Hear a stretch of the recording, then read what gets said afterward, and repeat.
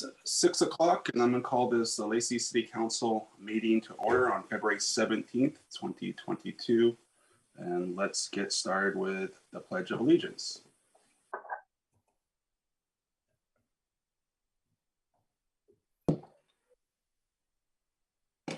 I pledge allegiance to the flag of the United States of America, and to the republic which stands one nation under God, indivisible, with liberty and justice for all. So real quick, there's just a couple amendments to today's agenda. We have a really long agenda, and so I'm going to be making a request that we put off our standing general committee reports and our board's commission and committee reports off till the next meeting, although I know Councilmember Cox has something that we need to talk about real quick under board's commission and committee reports, and so we'll do that. I also have really quick amendments to my mayor's report. I just want to report out to the council about proclamations honoring residents who have celebrating their 100th birthday. And so I just want to do a real quick amendment, talk about that. But given that, can I get a motion to approve the amended agenda? I would move to approve the amended agenda and consent agenda. Second. It's been moved and seconded. Is there any other discussion? Seeing none, all in favor of that motion signify by saying aye. Aye. Aye. Is there anyone opposed? Then that motion unanimously carries. We've approved the amended agenda and consent agenda. And first up on our amended agenda is our public recognitions and presentation, a presentation from our Lacey Youth Council report from Atlantis. Bring her in. I'm sorry, Mayor, I do not see her on the Zoom at this point. Okay, well, then let's go on. And when she comes in, let's see if we can make some time for her to give her report at that time.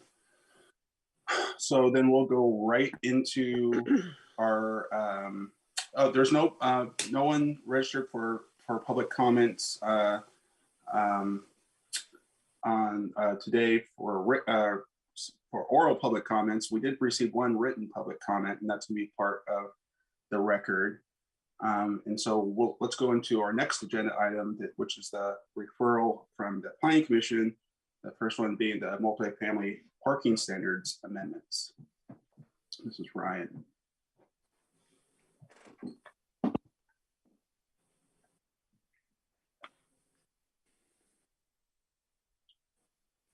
I know we just jumped to that pretty quick, but you're on, Ryan. Good evening, Mayor and Council. Give me 1 second to be able to share my screen.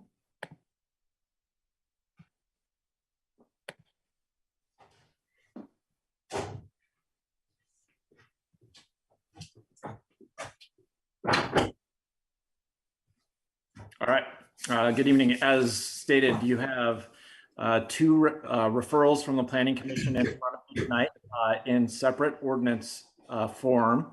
So I'm going to start out with the first one on the agenda, which is the proposed parking amendments for multifamily development contained in Lacey Municipal Code 16.72.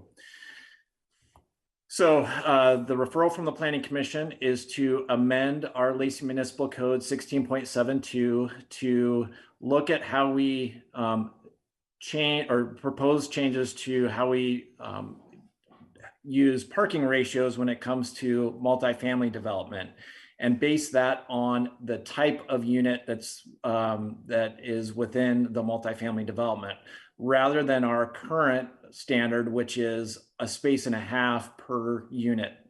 Our current space and a half per unit requirement has been in place for as long as anybody can ever remember. And I think it served the city well. But as the city's grown and as we've permitted a number of multifamily units, as you're well aware, over the last few years, it's become apparent that the standard space and a half per unit doesn't quite match with our unit types that are being constructed, with smaller units, usually less parking is required, and with larger units, usually more parking is required. But as we've gone on over time, our 1.5 spaces per unit standard has remained.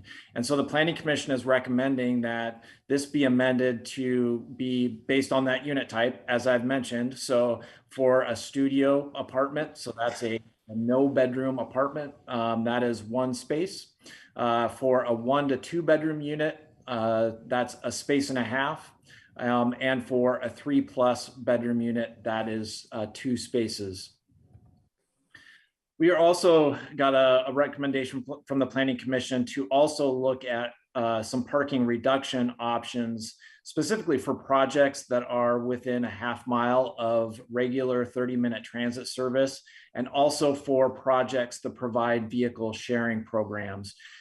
So a recent project, a recent example of somebody that would take advantage of this is the apartment complex that's currently under construction on 6th Avenue. They are within proximity to the transit center as well. They will have a vehicle sharing program and would qualify for a parking reduction based on this. We currently allow for parking reductions in our code, but this would just add additional specificity for those projects, basically better identifying what would qualify for a parking reduction. The purpose of the amendment is, number one, ensuring that parking is right-sized.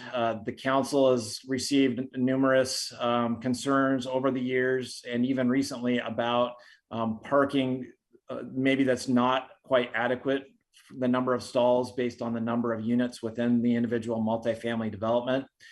So that is one purpose, but the parking is very expensive and parking is expensive to install. And by requiring too much parking, this could inadvertently raise the cost of housing. Staff reached out to local architecture firms to get a better idea of how much parking costs, and those numbers are provided on the screen there. Basically, from surface parking, that's your cheapest $6,000 a stall, all the way up to structured and underground parking, which you can see can run upwards of $50,000 per stall. If we were to require too much parking, obviously that increases development costs, but it also limits the ability to create more units on that site and making because parking is factored into the cost of rents. If too much parking was required, it could inadvertently kick up the cost of those rents. Planning Commission, in reviewing this, actually applied our proposed standard that's in front of you tonight to 2 existing projects. For both projects, this did increase the parking requirements for both. So this, by approving this amendment tonight, will create a slight increase to the standard parking requirements for most multifamily developments. It's important to note, though, that these regulations would only apply to future projects. So we do have a number of projects in the pipeline. This would not apply to any that have a complete land use application. So this would really apply to future projects. It would also not address those immediate concerns of residents in these complexes that are already constructed. Conducted some public outreach associated with this that I wanted to make the council aware of. The Planning Commission actually met directly with a multifamily operator to discuss challenges of parking. This was the operator of the Britton Parkway apartment complex, which I think you're aware of has had some parking issues over time. So the Planning Commission met directly with them to get feedback on this amendment, as well as also discussing directly with staff with some multifamily developers. And those multifamily developers that we reached out to were generally supportive of these amendments. And these amendments also are typical of other jurisdictions as well. I think that we're fairly unique in that we still have kind of an older style 1.5 spaces per unit. Seems like more cities are going to this unit-based methodology rather than the flat 1.5 spaces per unit. Planning Commission did conduct a public hearing where no formal comments were submitted. And so with that, the Planning Commission is recommending this unanimously, and there's an ordinance in front of you tonight for your consideration. So with that, I'd be happy to take any questions you might have on the proposed amendment. Are there any questions? I guess I have one question. The one public comment we did receive today was actually about this issue from someone who's currently in an apartment, and they bring up a pretty good question, right? That right now, even with these standards, it doesn't allow any set aside for visitors. People won't come over and visit for even, say, a 3-hour period. There's no set aside for them. And so that obviously causes an issue. It's really, especially depending on where the multifamily structure is at. You know, if it's in an area where they have maybe other on-street parking, it might not be a big issue. But if they're isolated, like Britton Parkway is, for example, and there's we've taken away the little on-street parking that we had there because it wasn't really meant for on-street parking, you really run into some serious problems. So how is this ordinance going to address that issue? So, it's important to understand that these are minimums. A developer can always put in visitor parking, as they wish, as much visitor parking. In fact, there is no maximum. So, we're not requiring visitor parking, but it's always at an option of a developer to be able to do that. And really, the developer, when they're looking at a project, they're looking at how does it pencil out. And the more land that a developer has to set aside, as you say, for parking, the less number of units they would be putting on a site, and therefore increasing the amount of rent that they would have to be assessed to be able to pay for something like that. So, it's our opinion as staff, and the Plan Commission did not make a recommendation on any visitor parking. That's always an option that a developer can put in place. But at this point, we don't want to unduly burden the developer by having to put in maybe unnecessary visitor parking that would inadvertently increase the cost of rent. I wouldn't necessarily call that unnecessary because it's this council that gets all the complaints when there's no place for anyone to park. So I know Councilmember Stedman had his hand up first. Then I'll go to Councilmember. Thanks, Mayor. It's twofold. You can't mitigate for people with trailers or RVs or 3 cars in a 2-bedroom apartment. I understand it, but if you did, we'd have nothing but an asphalt jungle, if you will, and that's not good for anything or anybody, including the environment. So, these are minimums, and the quality of life that you attract when you put in more parking get you better residents, if you will, maybe. I don't know, but it's kind of like having extreme standards, to where the project won't even pencil out. Then you don't have it, and we're a lot better with it than without it, especially in the housing crisis. So I hope I made my point.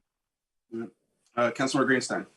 I was just going to add that I think this does, to some degree at least, address the guest issue, because this does increase the number of parking spaces at an apartment complex from what we had before.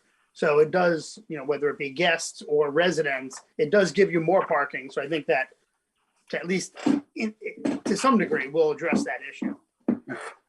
It helps, that's for sure. It still doesn't account for it, but it definitely helps. Councilmember Kunkel. I do not have my hand up. Oh, okay, sorry. Councilmember Vasquez.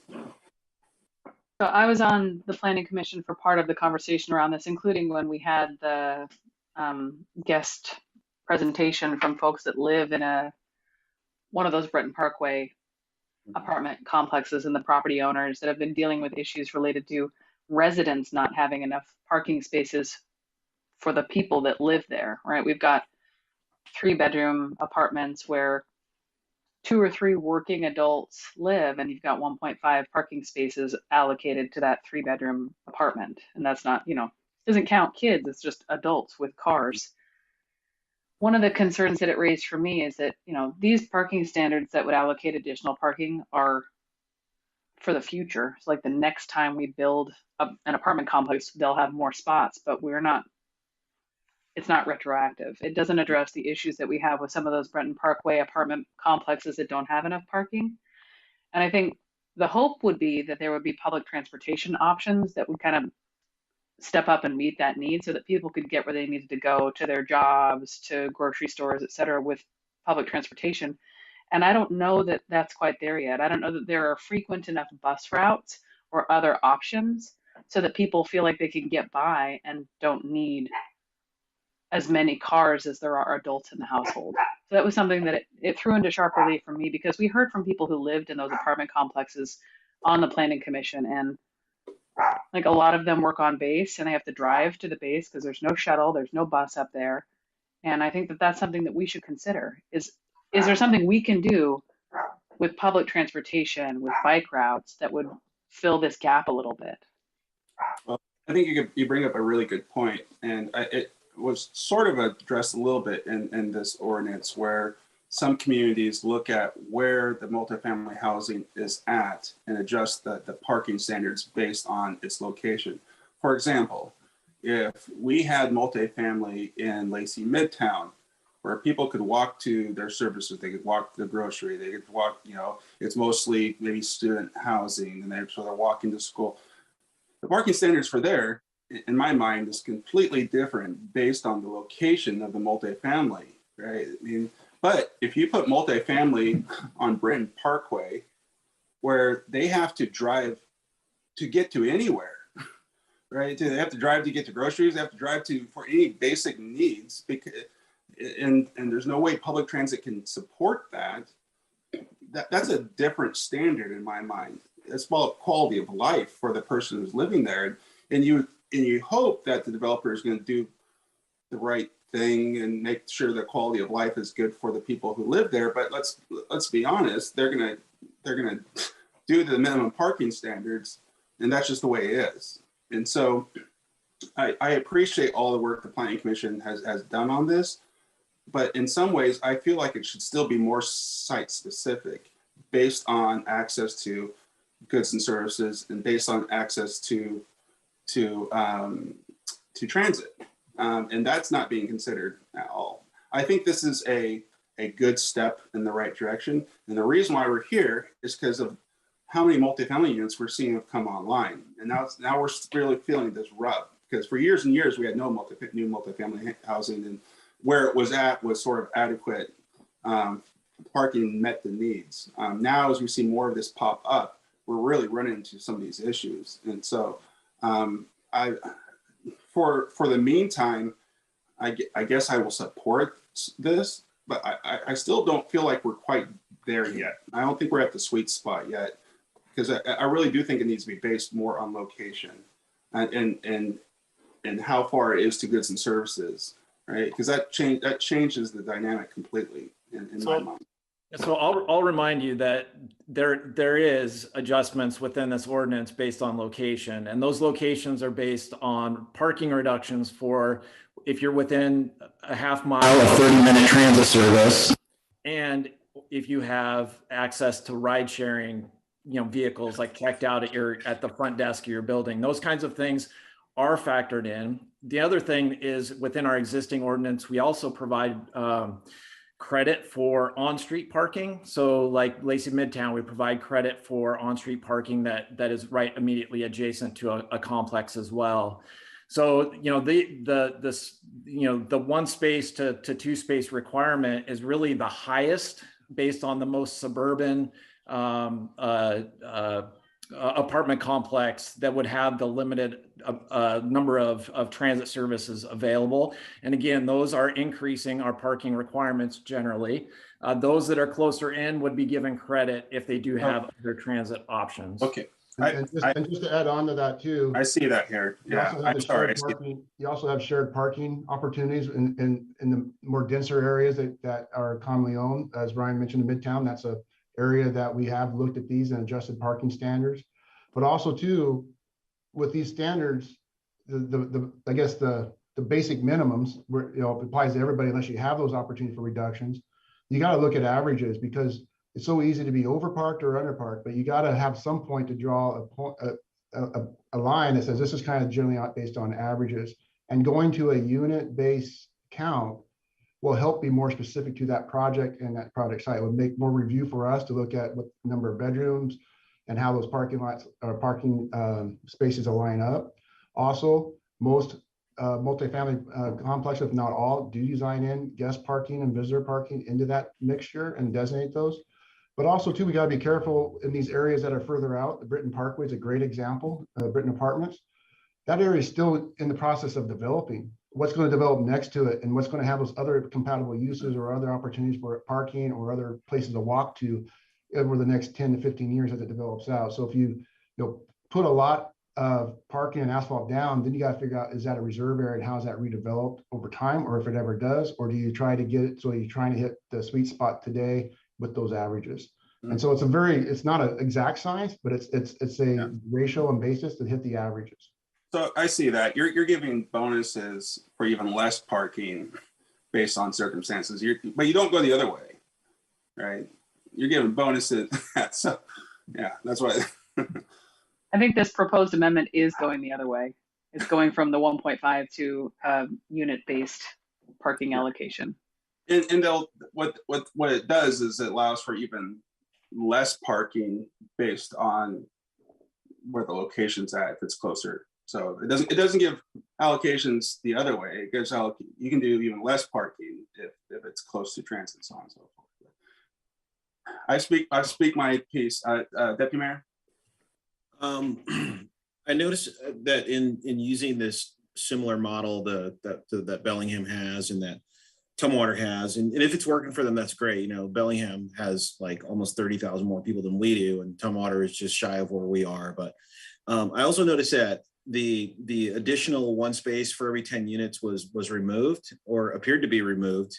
For example, on the project on 15th, I think there's 369 units going in there, somewhere in that ballpark. That would have put an extra 36 stalls on that project. Was there a reason why we didn't include the additional 1 for 10, or am I not reading that right?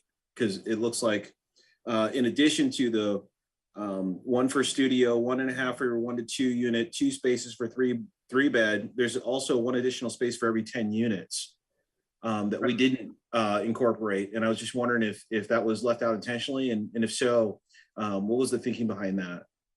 Yeah, I mean, that gets back to, the requirement of, when the Planning Commission looked at this and said, hey, we don't want to require too much parking. We want to, as Rick mentioned, hit the sweet spot. And by requiring even more parking, Planning Commission felt like, they were going down the road of housing affordability issues. And so they omitted that. So I think that's a Bellingham allowance, right? That is the one. Tumwater allows that. Tumwater says. Okay. Yep. So they looked at that and said, no, we're just going to go with the unit-based count as the minimum. Again, people can construct more than that, but that's the minimum that's required. And then secondly, the parking within a half mile of transit. I know, and I'm not going to beat the Britton Parkway thing to death because we've all been over it and so on and so forth. Have they said that that's working out for them, in that we had the parking on the street and then we removed the parking from the street so that the bus could pull up there and so on and so forth. Have they said that that they've gotten any relief out of people being able to use transit as opposed to drive? Has it alleviated any other problem? Well, again, it's a separate issue from this that's in front of you today. But we did, when we talked to them, they did say, and that's an every hour, 1 hour frequent, transit. So it's not very frequent in terms of transit. Plus, it doesn't go to the place that most of the residents need to go. So as somebody mentioned before, most of those residents are going northbound to the base rather than using this to go like to the Lacey Transit Center, which is the main hub for that route. I think it's Route 68 there. So that most people are not going to the center of Lacey. They're not coming to Midtown on that transit route, or where they would access that transit. They actually need the transit to go northbound. So they when we talked to the operator there wasn't much success. They didn't have a high ridership that got on at that location because most of their clientele was going northbound. Okay. And then Go ahead, just Stephanie. lastly, there was the residence in the complex already constructed. I know that there's no like change that has to happen there, but if I remember right, there was, if they decided to add somewhere in the neighborhood of 50% or more, is it then this would be included in what they would have to do? Does that sound right? Or was No, that? I think that's the next agenda item related Oh. related to electric vehicle parking. Yeah, that's electric vehicles. So, I mean, I'm not going to beat this to death, but I do feel like the additional one space for every 10 units would makes a lot of sense here. But it's such a difficult thing because I totally agree. Housing affordability is a big deal. And transit, like, let's encourage transit, big deal. But then there's like real life. And we're talking about the quality of life of our residents. And you hope that your residents go in to look at for, to rent place, and they look at the parking. It's like, where's parking and how does this work? And you hope they make good decisions there. But come on, it's just been so difficult to find any housing. They just say yes. And then they're dealing with the consequences later. But it's we that get yelled at later because it's like, how did you allow this to happen? And, it's tough to look back and say, based on location, I know we're giving them credit the other way. It's crazy that we're not giving credit based on their current location. But that being said, Councilmember Greenstein. I was going to say, we can't have our cake and eat it too. We can't constantly beat on the fact that we need more affordable housing and then do things to drive up the cost of housing. I mean, every time we add more parking or add more requirements, we drive up the cost of housing in a market that already has a housing shortage. Can't have it both ways. It's a fine line. I absolutely agree. It's a fine line. We have been on the other side of that line, and otherwise we wouldn't be here talking about this ordinance, right? Let's be honest. Councilor Stedman. Yeah, everything has for every action, there's a reaction. So, and this is just parking. Management can take internal steps too by doing parking permits. So if you have a 3-bedroom or 2-bedroom, you can get more permits than a 1-bedroom, vice versa. Having said that, again, parking is only one issue. What happens, to pay for more parking, you have to have more square footage. More square footage means, you're going to have more units. Next thing you know, it's not just stalls, but it's a sprinkler system, elevators. All that drives up the cost, less likely in the event that there'd be, anywhere in the neighborhood of affordable, let alone for people of less means. So,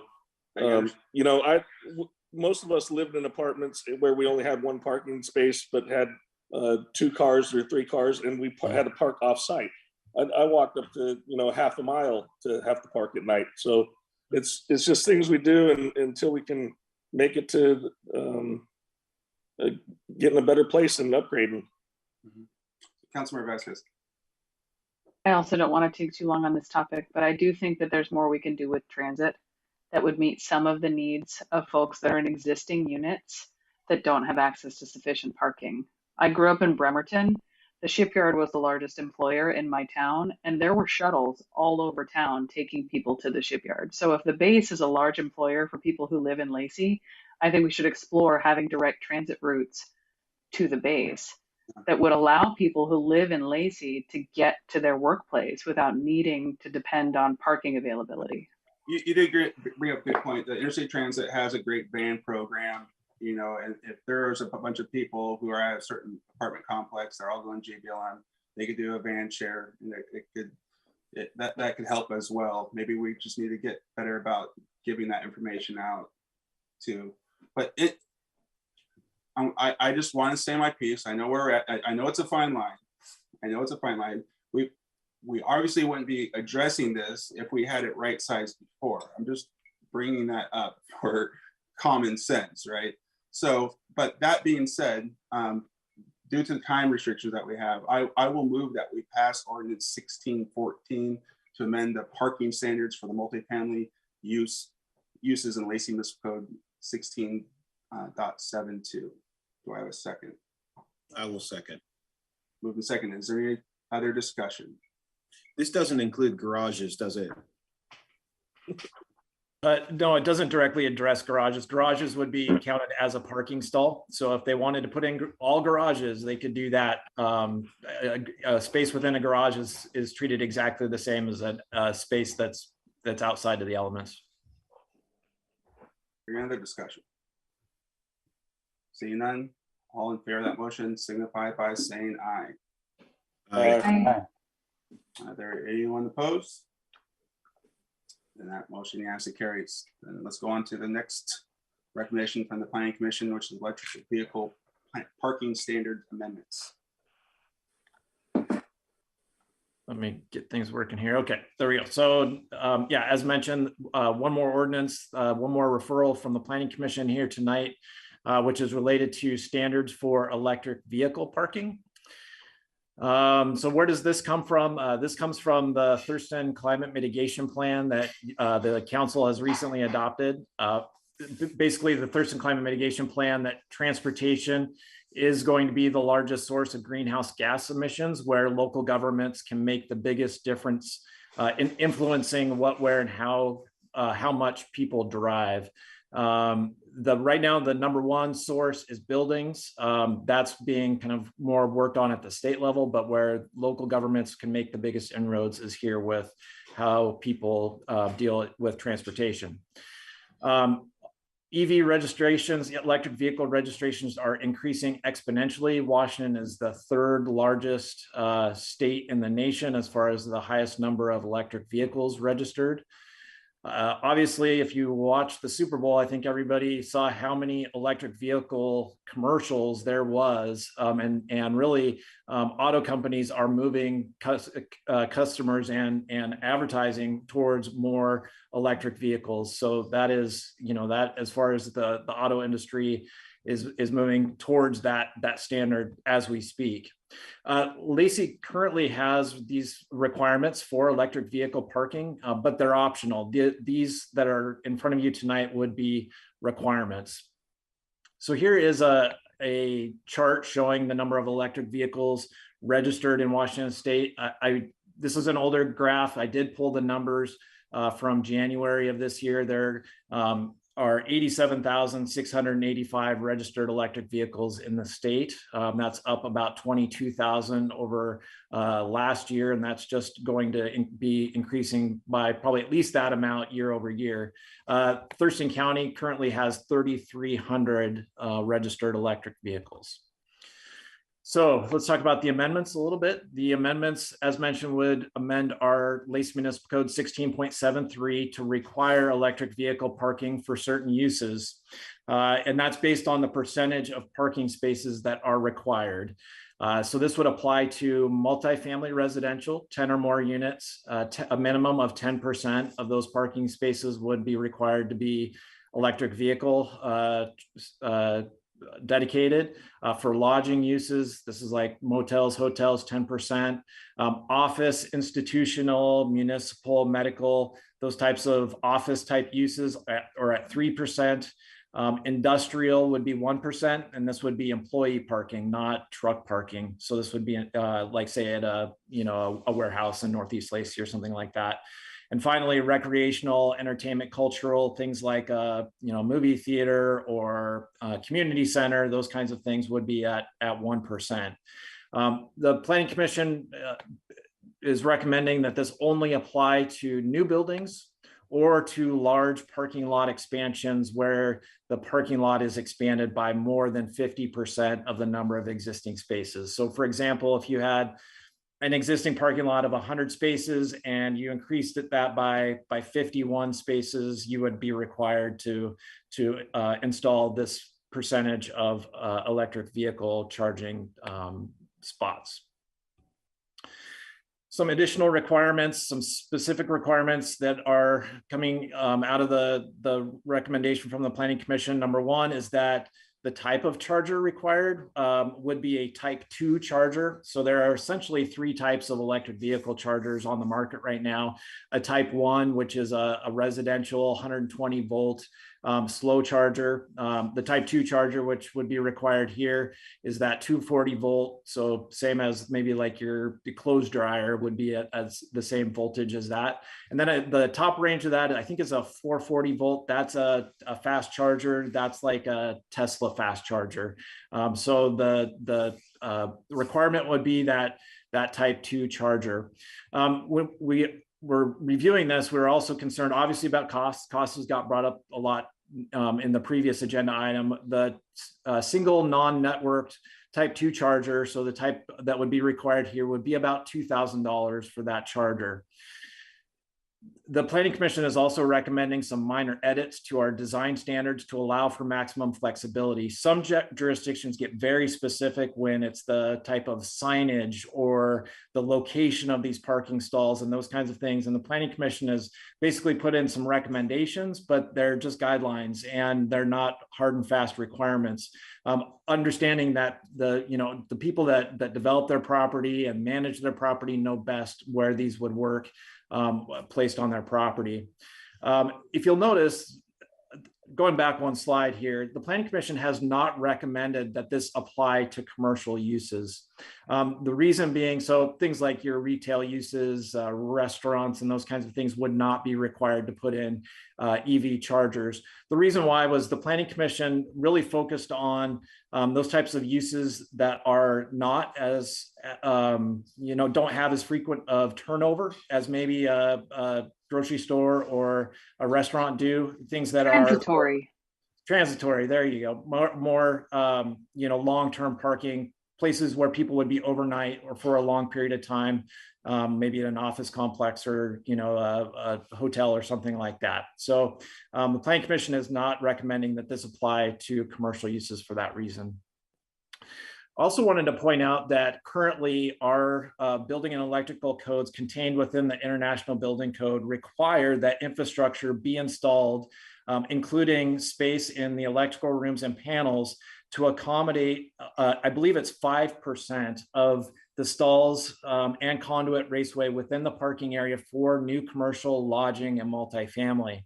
So really these regulations already apply to new projects in Lacey. So that would be making sure there's room on an electrical panel, putting in the conduit underneath the parking lot and putting in the raceway. The Lacey specific requirements that we're talking about tonight would go just that as a next step where it would actually require that charging station be installed. So that's the gap right now between the state requirements through the building code and what we seek to kind of fill in with that gap right here, which is that the actual stalls would be put in place with the charger infrastructure, which would, like I mentioned, cost about an additional $2,000 per charger. But the higher cost associated with all of this really is in the infrastructure that's being installed, the raceway, the panel space, those types of things. That's really where the cost is born here and not so much with that individual charger.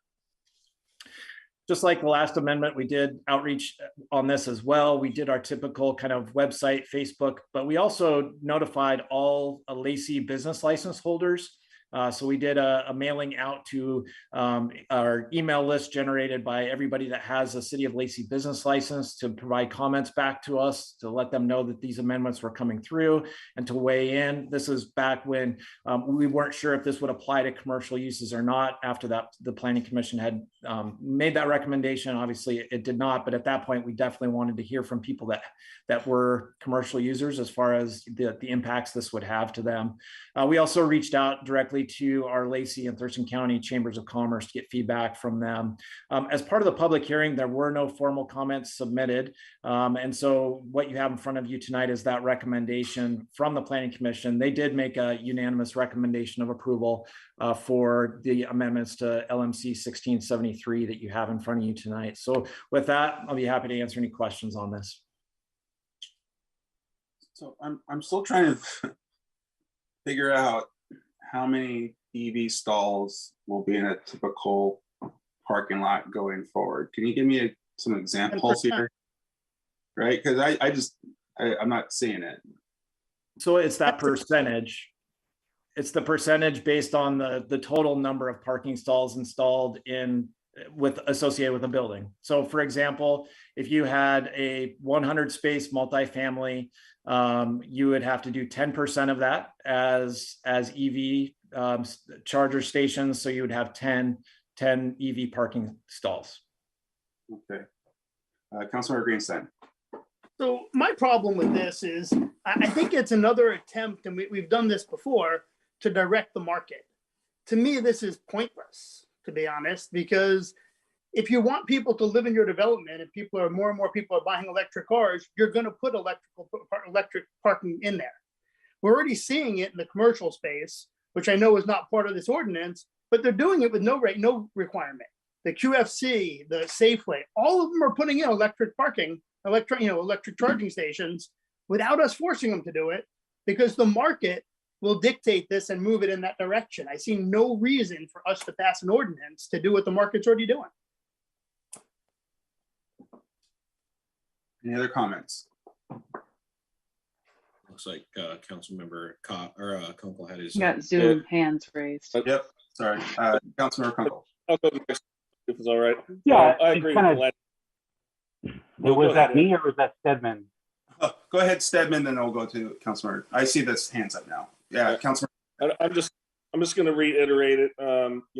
Commercial's taking care of itself. Myself and many developers already did it because we want people to spend their lunch hour or a couple hours at our business, charging and spending money there, frequenting or patronizing our businesses. So I think it'll come. The market will bring it. We don't do this with solar. There's going to be incentives for it because that's what we want, and it's good for the environment, and it's a win-win for everybody. So I see this along the same lines. I think 10 stalls for 100. I have a 100 stall commercial space, and we have 2 stalls in there, and very seldom are they both taken up. I know there's going to be more cars in the future, but we want them used and used all the time if they're going to be there. We could always add more later as long as you have the infrastructure there. It's important to have the infrastructure to carry that. I think that's the biggest challenge. Councilmember Kunkel. Thank you, Mr. Mayor. So we're proposing to cause business owners to provide electric vehicle charging stations to absorb the cost, to absorb the infrastructure, to absorb the insurance, and to absorb the liability if something were to go wrong on their property with that charger. I cannot support the idea of forcing businesses to comply with this standard. I think the free markets will take care of this by themselves without our influence. So that's my 2 cents worth. I will not be supporting this. Councilmember Vasquez. I'm excited that local businesses are already opting in to providing charging stations on their own. I do think there's value in setting a foundation, setting a baseline expectation of the number of charging stations that residents can expect to be available, right? In the next 15 years, we're going to be transitioning to only electric vehicles sold in Washington state. We had over 20% growth in the number of electric vehicles in Washington state in 1 year. I think setting this standard in Lacey's rules also allows us to plan around the infrastructure that we need to invest in order to make it possible. So if we need to dial up the number of charging stations that are accessible in the future, this lets our public works groups plan for what we need to install in order to allow for there to be enough charging stations in the future. Because if we get to a point where 70% of Lacey residents only drive electric vehicles in the next 20 years, are we going to be equipped for that? I think this is a good move to get us ready for what looks to me like a paradigm shift in the kinds of vehicles that are being driven in Washington state. Deputy Mayor Miller, and then I'll go to Councilmember Cox. How many spaces of electrical charging does Target have? Right now, I think they have the Tesla charging stations out there, and then they have like I think 4 other units. there for the entire parking lot. So yeah, there's 12, 14 total. Yeah, mostly Tesla. This is one of those. It's like we know it has to be done. We'd rather they do it freely themselves. But you know, it's like when we set the cost of a bag. You know, like, hey, here's your minimum. Now that cost is up, even though we suspended that ordinance. But I think at this point, I 10% might be a little much, especially if they're not getting used. I mean, we do this in other areas too, right? Like if you build development, you got to pour some sidewalks and put up traffic signal and, maybe even build a school, and, traffic signals are what, 100 and back then when Horizon Point was being built, they're like 130 or something like that each. And now they're more like 180 or something like that. And of course that cost got spread out over, that entire development. And I think they even had to build a school. Definitely had to. Was that? No, not quite, but there is a huge impact to the schools that they had to pay into for sure. Yeah. And so I understand what we're trying to do. And it kind of looks like, the market is trying to do it too. It's just a weird spot to be in that, we're trying to do something that the market has already said, hey, we're taking care of this because we want this. And then we're saying, hey, well, you don't want it hard enough or bad enough. We're going to, push this on you, make it want it more or develop some type. I don't know, man. We know it's coming. I feel like if we make them do it, we might get some pushback. It's just kind of a strange spot to be in, honestly. And maybe before Councilmember Cox, I'll just mention too that we have other requirements for other types of transportation needs in our parking lots. So we have bicycle parking requirements already. So we already as a city require people to install bicycle parking. We require them to put in ADA accessible parking spots. So if we're going to accommodate transportation for all modes and all users, then it's logical that the next requirement is for that's apples and oranges. That's not 240 volts coming out of a receptacle that somebody could be liable for damages for. That's not the same. Well, a standard's a standard. I get it. There's a cost involved with whatever we do. Now, and I totally agree. Like this is going to be the norm, and I think the market is slowly shifting, and then the market's going to have to rapidly shift when it comes. So it's sort of the chicken and the egg at this point. However, at the very least, the conduit should be run to allow it to happen, right? And that's a little bit different. Already in the building code. Well, not to a degree, yeah, to a degree. And so we're not to this degree. But this doesn't change that. This doesn't change the conduit or any of that. This ordinance. No, well, obviously this is making them put it up so the conduit's going to be in there no matter what. Right. This is making them do it. So I mean, I understand. As someone who has an electric vehicle, goes places all the time and sometimes look, I do know that most of my charging is at home.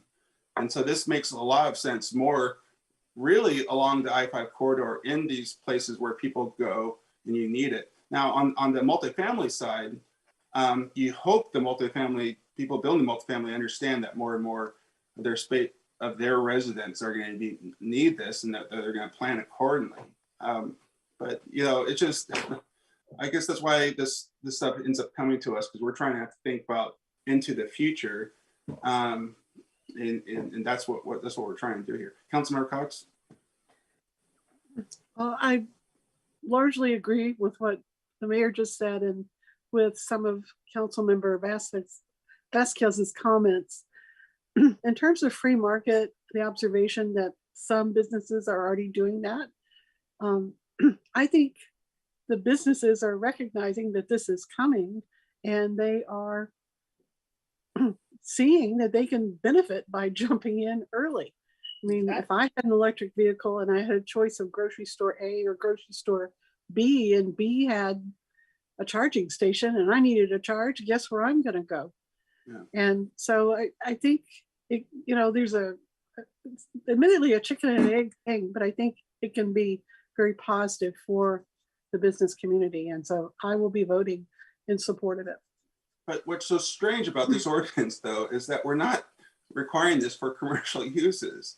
That's what's a little like, I'm trying to wrap my head around. Like, it's the commercial uses that probably need it the most, but we're not talking about commercial uses for the most part. So maybe I can provide some insight into that. The Planning Commission, was really looking at those uses that you would be parked the longest. So, for example, with a level 2 charger, to obtain a full charge takes about 4 hours. And if you're going to go to a restaurant or shopping for an hour, you may be able to get a quarter charge out of that, but you're certainly not going to get a full charge.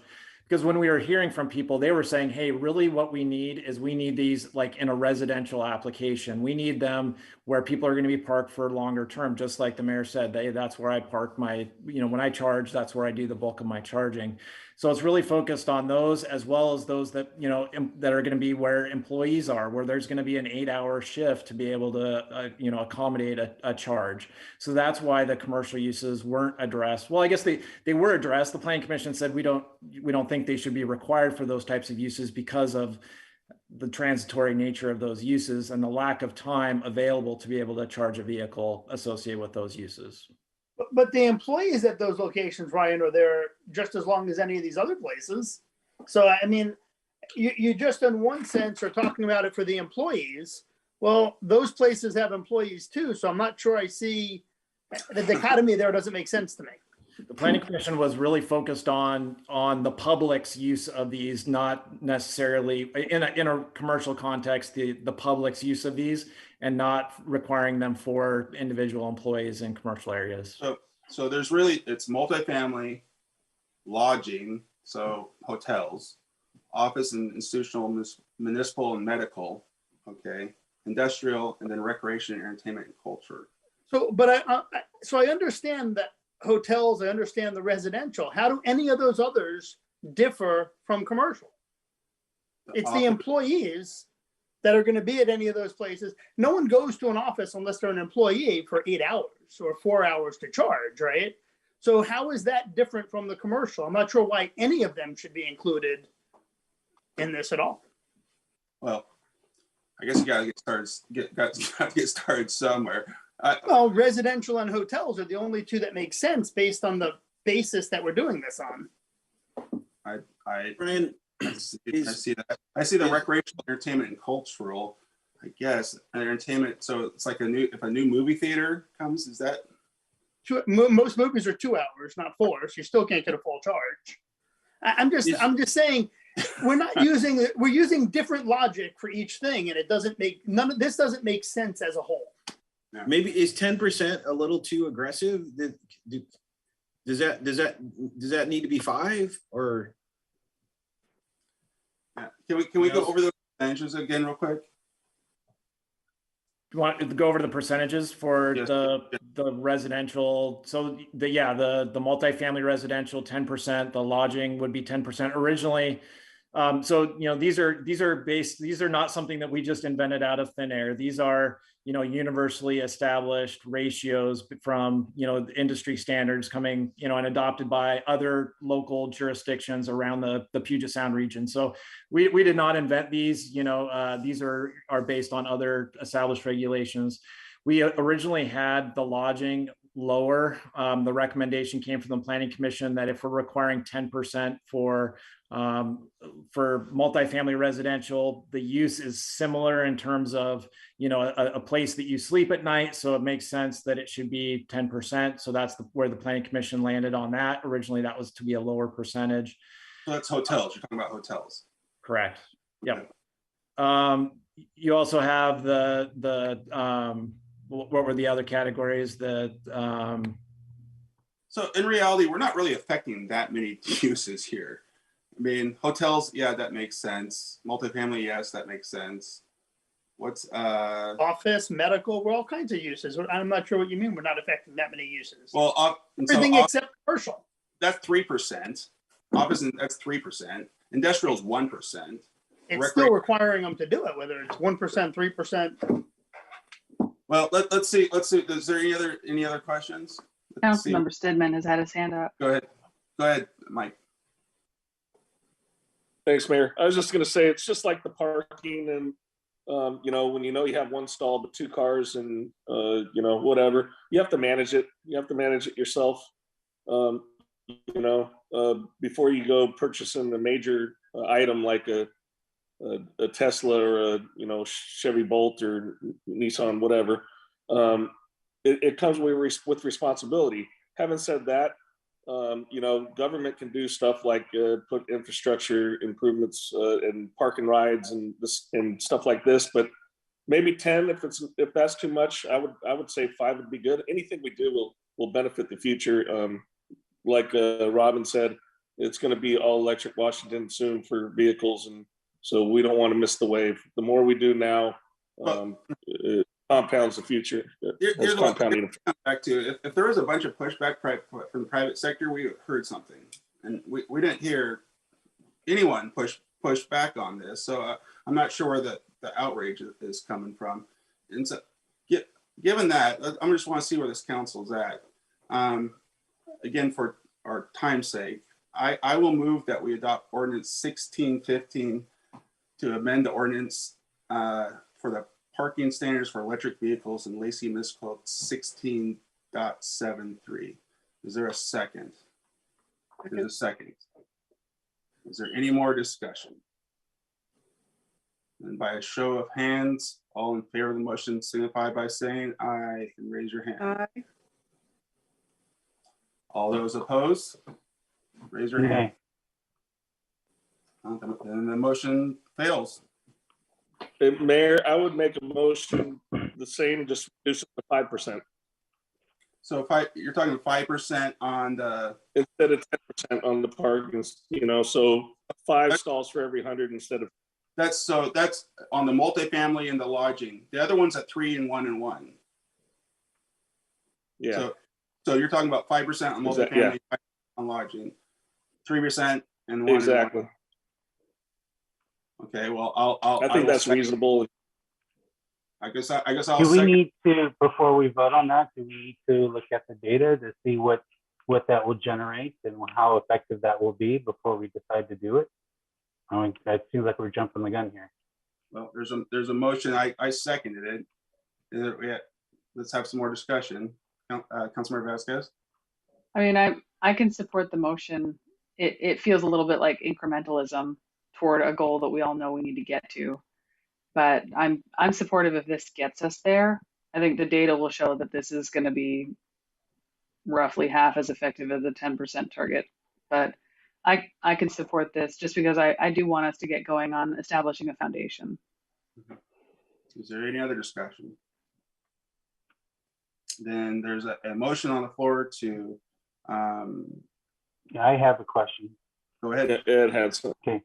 Do we all understand that we're telling industry that we're forcing their hand to do this, to spend their money to facilitate these charging stations when they can decide on their own, being in the private sector, if it's going to be beneficial to them.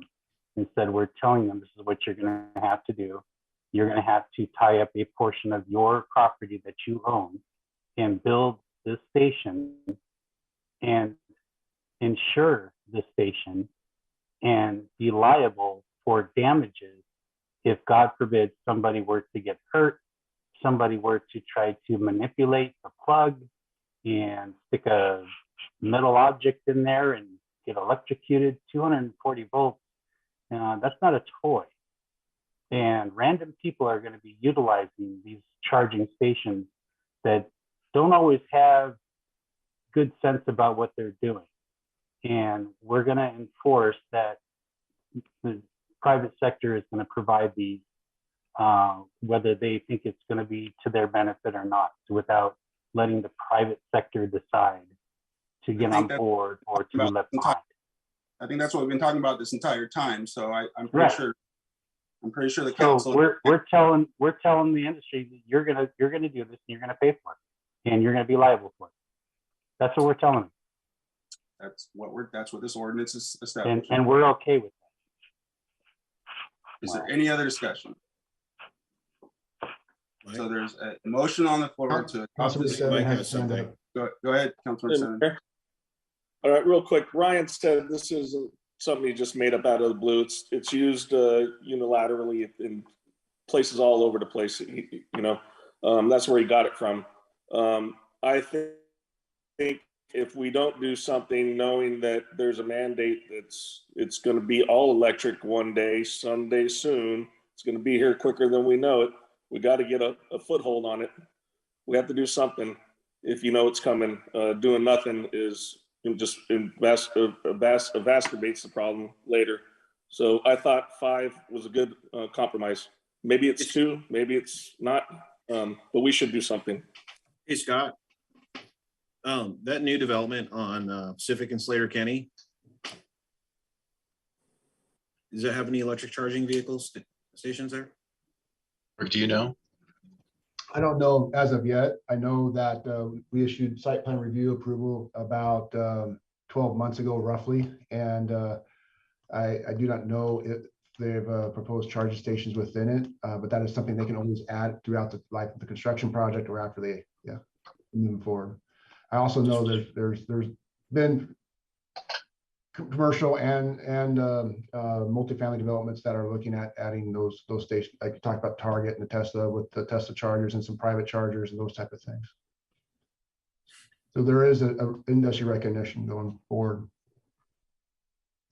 Exactly. The market, they're doing it on their own without an ordinance. So there's a motion on the floor to amend the parking standards for electric vehicles in Lacey Municipal Code 16.73 to have under these different tables for multifamily residents of 10 units or more, to have a 5% set aside for lodging, to have a 5% set aside for office, institutional, municipal, and medical, to have 3%, industrial to have 1%, and recreational and entertainment and cultural to have 1%.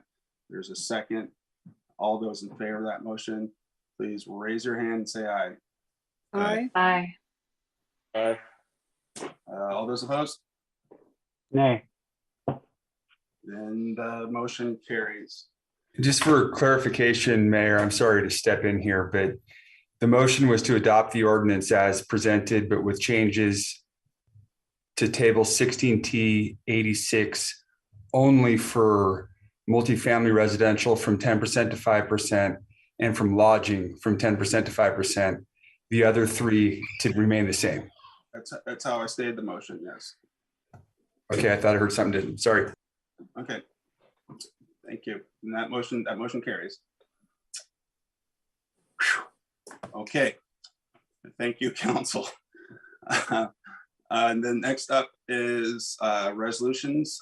Resolution 1115, the investment policy amendments. Troy.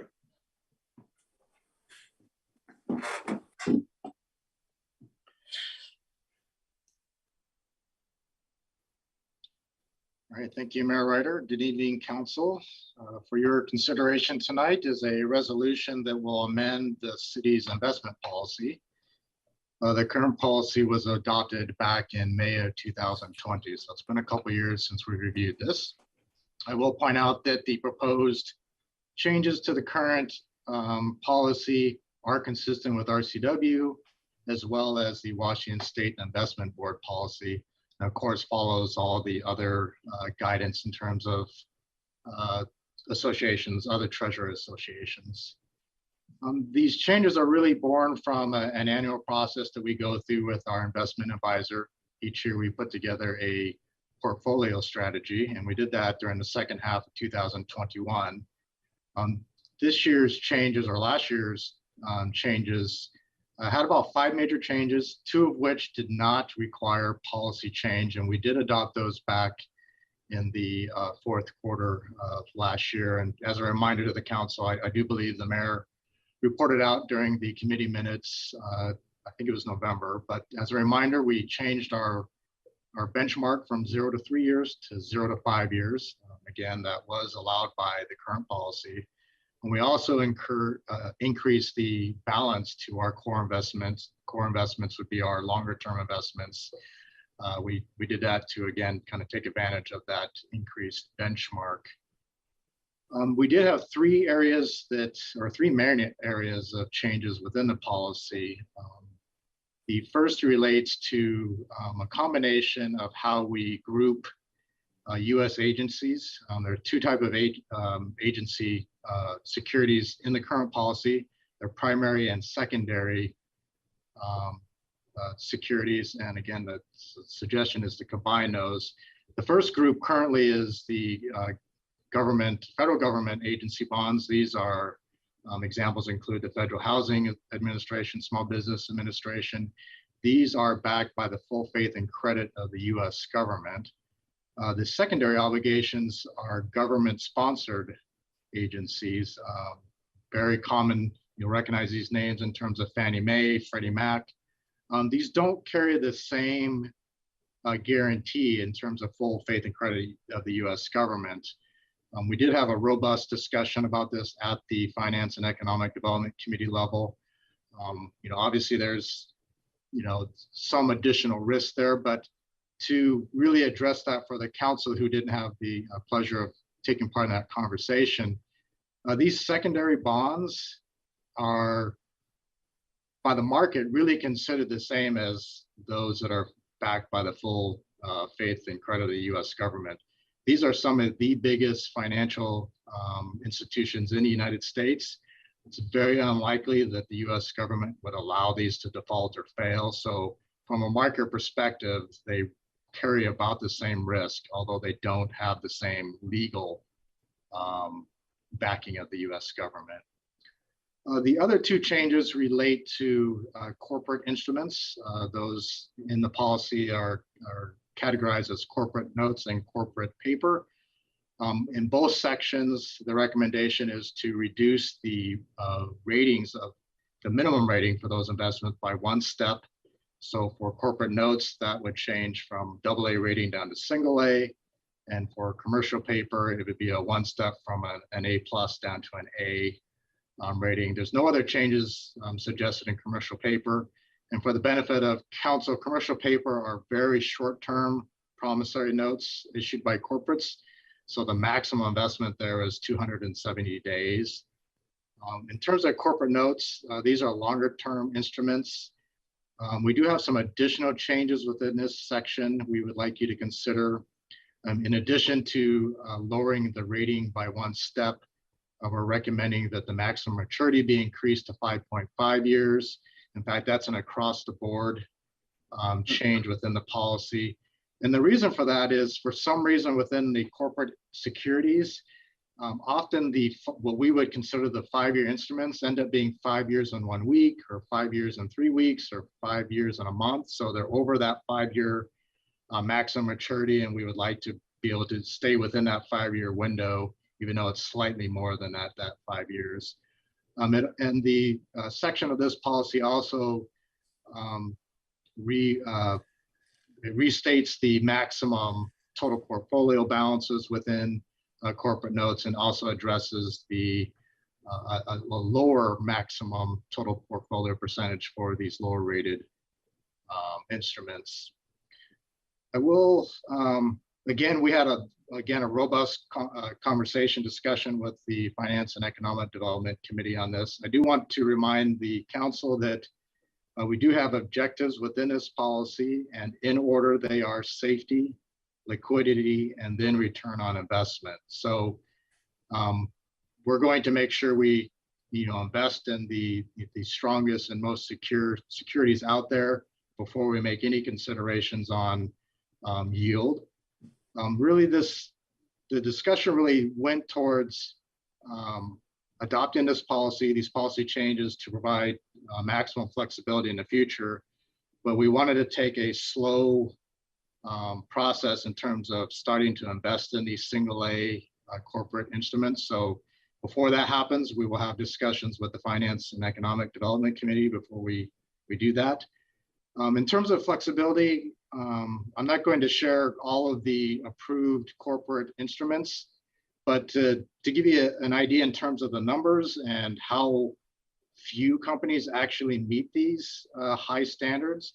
So currently with the AA rated instruments, there are only 14 companies in the United States that actually qualify under that AA rating. If we go to the single A rating, that will increase the entire spectrum of companies that qualify to 40. So we'd be adding about 26 companies to that list. We currently do not hold any corporate instruments. At this point, the yield certainly doesn't justify that incremental increase in risk in holding these instruments. We have in the past held AA and AAA securities, but again, at this time, we do not own any. So that summarizes the changes. I will turn it back over to you for questions and discussion, but the recommendation would be to adopt the resolution amending the current investment policy. I move to approve resolution number 1115, investment policy amendments. Second. Moving second, discussion. So we did have quite a conversation about this in the Finance and Economic Development Committee. I guess and we obviously had some hesitation, right? Whenever you're increasing the risk, you're also increasing the possibility of yield. But according to our own policy, safety is the #1 priority, which sort of makes you think, well, safety is #1 priority. Why are we changing this at all? That being said, there's really no reporting mechanism out prior to, say, you make a big move into this. So how do you, which is a little like somewhat concerning, because there's because what's the maximum you can put into one of these investments, public dollars? Well, the proposed investment policy is 3% of the total portfolio is the maximum for AA, AAA rated instruments, and it drops to 2% for those instruments that are A rated. So give me a dollar amount, 2%. 1 million? No, more than that. No, 2% is 3 million. Yeah. 3% would be 4.5, 5 million. Yeah. I mean, it's a large dollar amount of public funds, where I know it's a timing issue. Like you want to make a decision, but I feel like the Finance and Economic Development Committee should at least get a heads up that you're going to do this. So how important is timing in something like this? I hope we would have enough advance warning as we, work with our advisor and seeing what's happening in the market. We went through this same exact process. I can't remember if it was 3 years ago, 2 years ago, 3 years ago, with even investing in AA and AAA corporate. And we went back to the committee to, advise that the market was starting to show additional yields there that, that tended to make sense to move that direction. So I foresee that happening in the exact same way. If we saw the AA and AAA rated instruments out there, since we have been investing in that market, we would continue to do so. Those opportunities came up, but we did see the market shift, and those single A rated instruments became attractive in terms of yield. We would simply come back to the committee to do so. So we would follow the same exact process we did 3 years ago. I mean, we had almost the exact same conversation in terms of being conservative in our, jump into this market. And we appreciate that the Finance and Economic Development Committee appreciates that. I don't see that as a requirement in this. First, you say you were going to do it, but I don't see it as a requirement. Let me go to Scott, then I'm going to go to. So Troy, remind me. So again, we've had limited opportunity because again, we were looking at the higher higher rated corporate notes. I want to say that we had maybe 72 hours, maybe a week at most to make a decision. And so in terms of timing, we may not always have that opportunity to have an agenda item scheduled before the finance committee and then make a decision. I mean, the market's going to move. I think what we want to be able to do is say, look, here's some opportunities and here's the portfolio. And if we have these opportunities, we should be taking advantage of them. But I don't know if we're going to be able to say, Apple is now available for purchase. We need to make a decision in 72 hours. Is that a fair comment, Troy?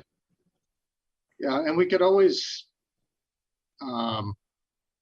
we hold all the cards. We could simply not take the recommendation. I mean, that's, if the council is not comfortable with that, we would simply, that would be the indication that these are things we should start to look at. But we did in fact know about 2 months before we started investing in those corporate instruments that our investment advisors started to recommend those, and we didn't invest in those first opportunities. We did come back to the committee. So while it's not a requirement, you know, we certainly would follow your direction if that's what you want to do.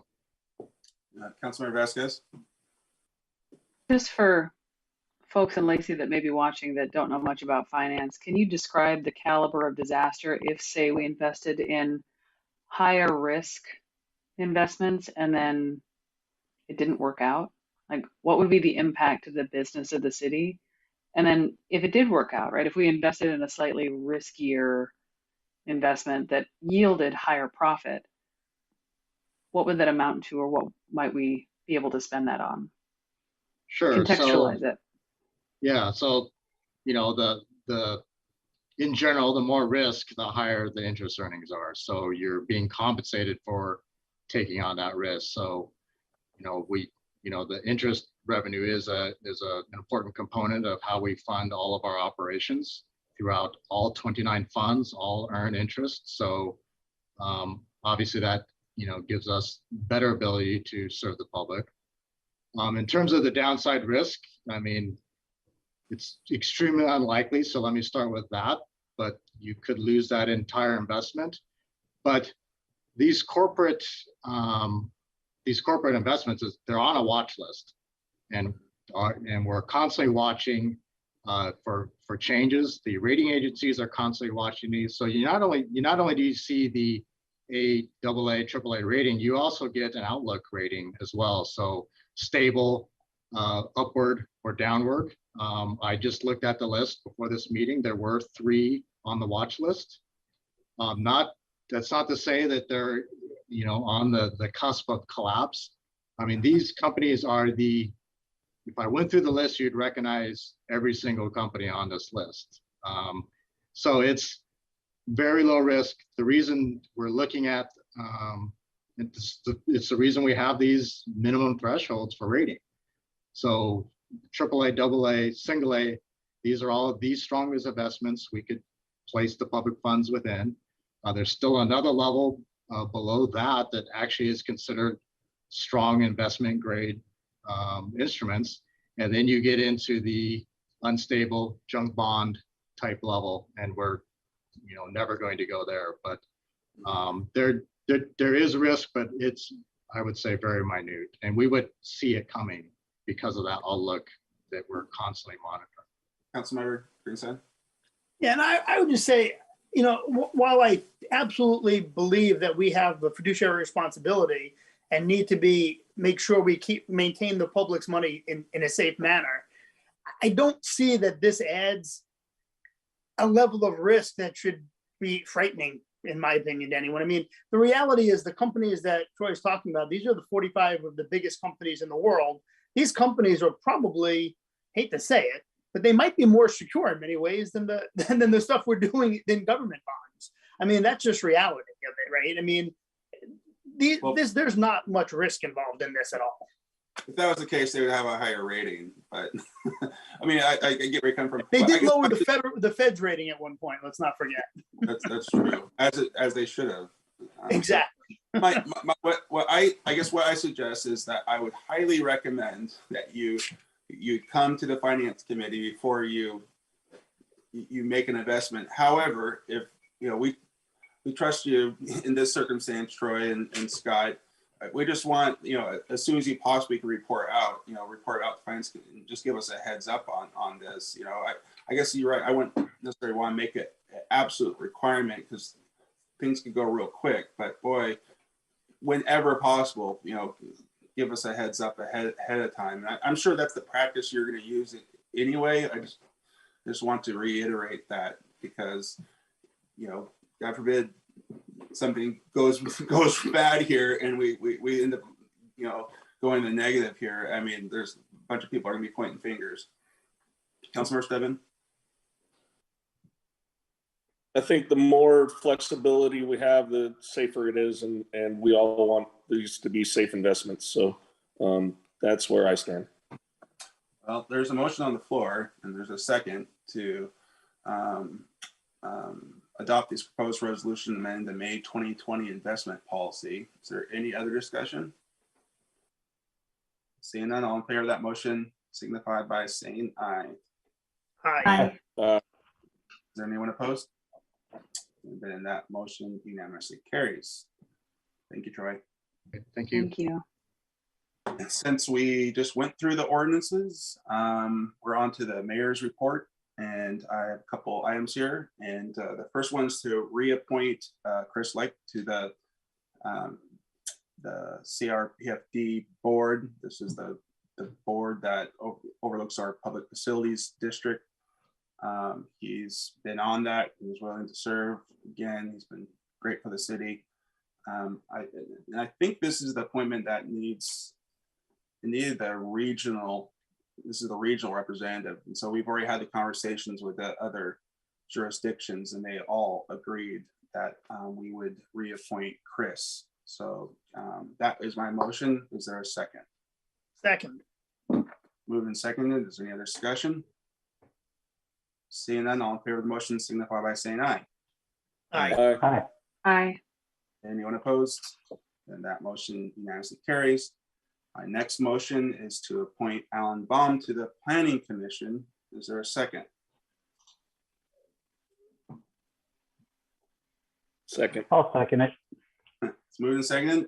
Alan, I think, is with us today.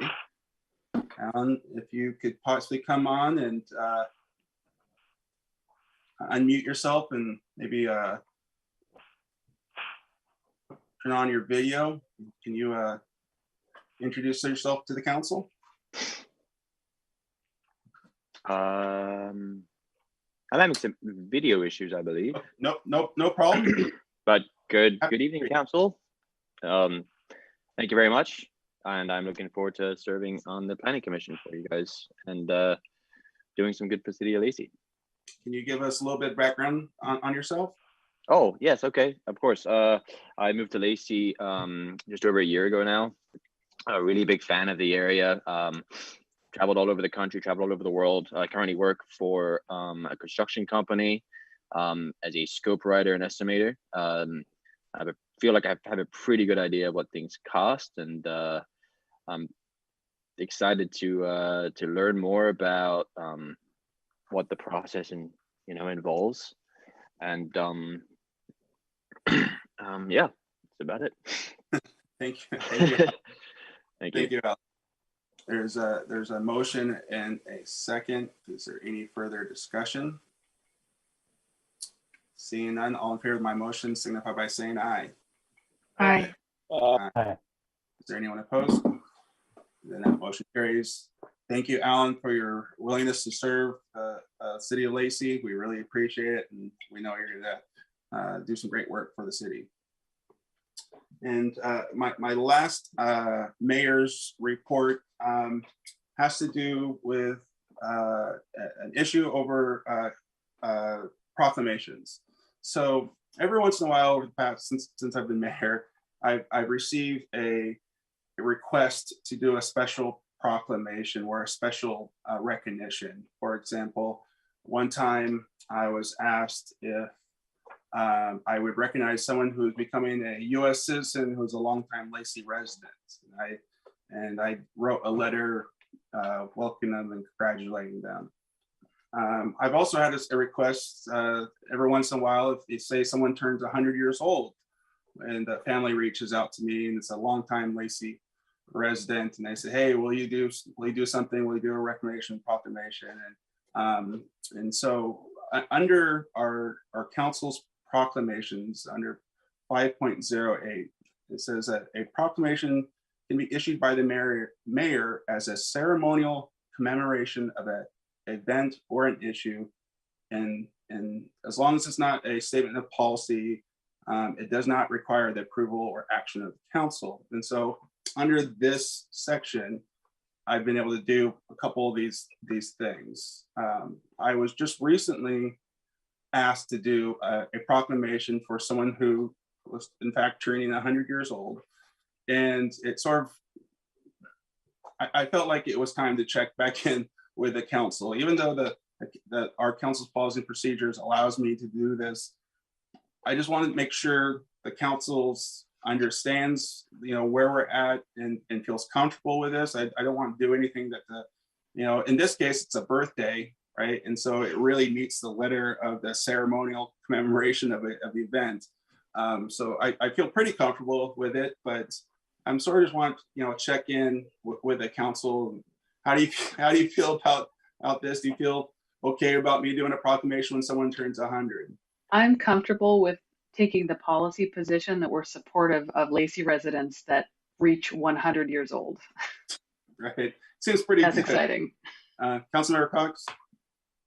I am too, as long as we apply it consistently. Yep. Councilmember Greenstein? I'm comfortable with the mayor making, choosing when to do these proclamations. As you stated in the policy, it doesn't allow you to make a proclamation on a policy issue for the city. That obviously should require a vote of the council before doing it. But all of these ceremonial things, I do believe that is one of the roles of being mayor. So fully supportive. I trust your judgment on this. I appreciate it, and I agree. And if someone does a request and we do a little back, how long they lived in Lacey, if they lived in Lacey for a while, we're not doing an in-depth dive to see, what kind of person they were or any of that. If you reach 100 years old, you lived in Lacey for a while, and I'm gonna go ahead and give them a thank you for turning 100, congratulations, and so on and so forth. No FBI background checks or anything. No FBI background checks.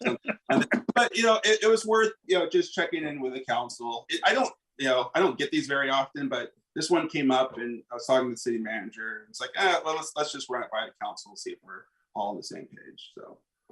So that is the end. Appreciate it. That's the end of my mayor's report. City manager. Thank you, Mayor and City Council. So one item before you, which is a contract award for arc flash hazard assessment. And Ashley Smith is going to provide the background on that issue. Good evening, Mayor, Deputy Mayor, and Council. City staff is recommending award of Lacey contract number PW 2022-04 to P2S Engineering in the amount of $483,799. This project was advertised with a request for qualifications in November 2021, and P2S was determined to be the most qualified firm, and work is expected to be completed by early 2023. I'm happy to answer any questions you might have. Can I get a motion, please? Oh, Scott, what do you have? Well, Ashley, can you provide a little bit of context what arc flash is and why it's important and why we're doing this? Yes, so OSHA put in place a requirement that's enforced by the Department of Labor and Industries to require employers to assess electrical hazards in the workplace for arc flash, which is essentially current leaving its intended source and traveling through the air to a person, a worker. And so backing up a little bit, this requirement put in place for us to assess these electrical hazards, post what the risks are and the appropriate PPE for workers to follow, and then train workers on what those hazards are. So this contract would provide for P2S to visit all 79 city sites to do that assessment on each individual electrical component that it's applicable to, perform electrical modeling on those components, and then determine what the appropriate PPE and safety measures are for those components and post them. It also includes training for city staff by the consultant on what those requirements would be. So I take it this is one of those unfunded mandates. Yes. The city's consulted with the WCIA on what we should do, and their recommendation is to proceed with this as soon as possible to minimize the city's liability and risk to employees. Makes sense. I would make a motion to award Lacey contract number W2022-04 to P2S Engineering from Seattle, Washington, in the amount of $483,799.00. Second. Second. It's been moved and seconded. Is there any discussion? Councilmember Simmons. I'm very familiar with arc flash from welding, but it can be really severe, especially with when you're dealing with unlimited voltage and stuff like that in our infrastructure. And so it makes all the sense in the world. We got to do it. So I'd be supporting this. Any other? Seeing none, it's been moved and seconded to award this Lacey contract to the low bidder. All in favor of that motion signify by saying aye. Aye. Aye. Is there anyone opposed? Then that motion unanimously carries. And back to you, City Manager. That's it. Okay. I just want to back up real quick. When on the proclamation side, when a proclamation, if I do a proclamation, I will report out to the council that I've done a proclamation, just to keep the council and everyone aware of that, you know. And so in this case, there's a proclamation for someone's turning 100. I will report out on that the next time, the specifics about that. So I just want to give everyone a heads up on that. So do we not necessarily read all of those proclamations then? Is that what it is? You do these and we don't actually read them live at a council meeting? I mean, it's been so I'm just curious. I didn't know that we did that. I mean, I've done a couple letters in the past that I might not have reported out on, but I don't ever remember a proclamation where I haven't reported out on. But you know, these are very rare, but I just want to make sure we're all on the same page. And so I will be updating the council if there's something. I do issue a proclamation and it doesn't go through the council doesn't read it like other ones. Scott?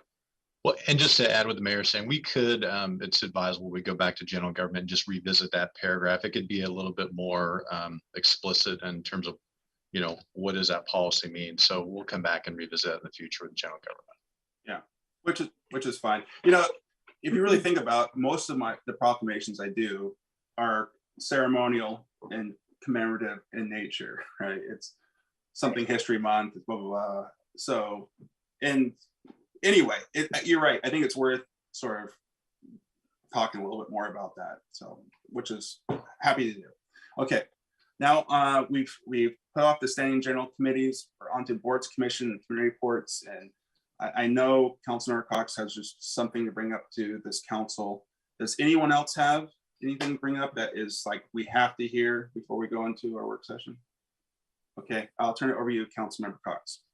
Well, thank you. And I wouldn't have insisted on this, but it is time sensitive. They want an answer by tomorrow out of us.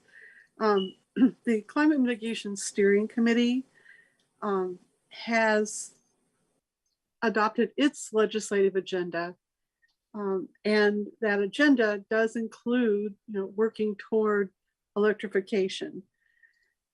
The question that's being put before us tonight is the chair intends to address the State Building Codes Council to encourage them to move up, not wait for the natural cycle of code review, but to move more quickly to require that commercial buildings use electric for heating the building and for heating water. Need to make it really clear that that's the steering committee's legislative agenda, has no impact on Lacey's agenda. The question before us, though, is whether our council can support that letter going forward to the State Building Codes Committee.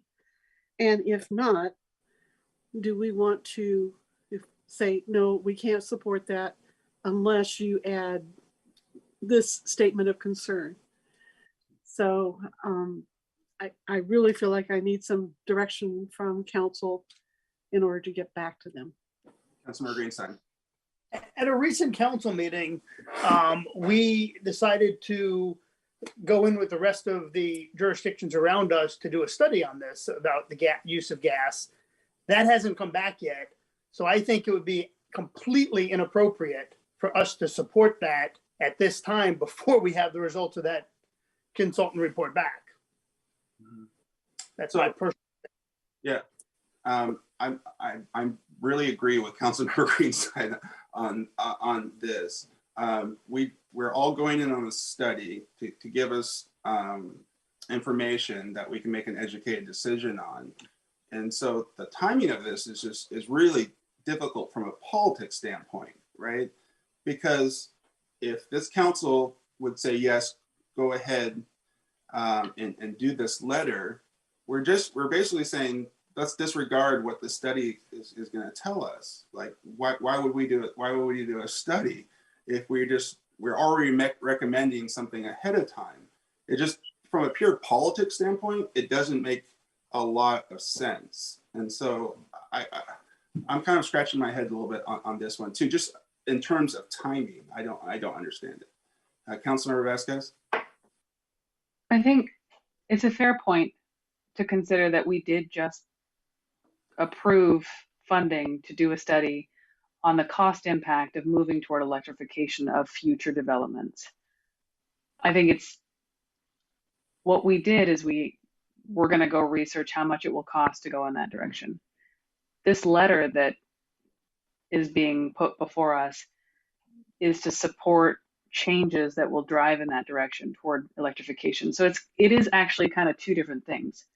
We need to know more about exactly how much it's going to cost, what the impact will be to the development community, the building community.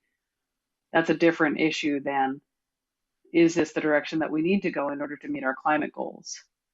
So I think that we can do the two things at once. It's not a cognitive dissonance to explore the cost while also recognizing that to meet our climate goals, we do need to go in this direction. I think you're splitting hairs there. And the things is that yeah, I think you're splitting hairs on that, because what we're basically saying is let's implement this in our building codes before we get the study that tells us, is it feasible or not, and what are the costs involved. And so I just don't know how I reconcile, even say I'm 100% in favor of this, the timing doesn't make it really, it puts us in a very difficult position, because say the study comes back and doesn't recommend it, right? But we've already made a recommendation to the building code to change it. It's just like, where does that leave us as a council? It doesn't. That's a tough one. I can't reconcile that one in my head at this stage. Deputy Mayor Carolyn, what's the rush? They want an answer from us by tomorrow. Why? What's the rush? It's because the letter will has to go through an edit by the steering committee, and then the date for public testimony is February 25th. So we're and if we don't make that, then what? It's next quarter. Is it? Well, no. And so no, it is a timing issue here, right? This is a formal recommendation. They're already going to discuss this. They're discussing this right now. The building industry, building codes are discussing this, and right. So climate mitigation team says, hey, let's support these edits. So that's where the timing is. But I did find out that if Lacey doesn't support this, then it has to be unanimous for the letter to happen from the committee.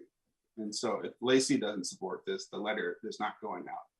Good. So, which doesn't necessarily mean that the policy change won't happen. Absolutely. It could still happen. It could very well happen on its own, and that's exactly correct. And it very well could. It very well could. But not with our support. Again, I'm with you on this one. It's just a timing thing. But the idea that we just put money into doing a study on this to act before we have the study back is basically saying to the public, we're throwing your money away to do a study when we already made decisions on before getting it back. It's just a bad idea. Where's Councilmember Stedman on? I'm not sure where you're at. I know your video's out. Where are you at on this, Mike? I mean, I do feel a rush that isn't 100% valid, but I do get it and understand it. We're trying to, we need to meet our carbon footprint goals and all that, but on the same side, we spent money to get educated essentially, and we're jumping the gun on that. So I get both sides. I don't like making rush decisions. So I don't know. I think if we took a vote, I wouldn't know until I actually voted, to be honest. Councilmember Kunkel? So in regards to like regional cooperation, if I'm understanding this right, and please correct me if I'm wrong, but this almost looks like bad form. I mean, on a regional scale, we've all bought into this field study to see if this is even going to be feasible and what are the shortfalls and what to expect. And then on the other hand, we're trying to rush it through anyway. So I don't understand why that is, but I don't think it's a good idea. I think that we should let time and the study tell us, what we're going to be faced with before we make any kind of decision that way. I know where you're at. So, Deputy Mayor, where are you at? Are you up or down on this? Oh, I'm not ready to just throw away the study and our efforts to, make sure that we're doing the right thing. And just, I know we paid money for it, and we got to see what it is, so that we can know how to move. That's how we've been doing things for quite some time. Councilmember Cox. Let me just clarify one point. While they're related, one does not exactly affect the other.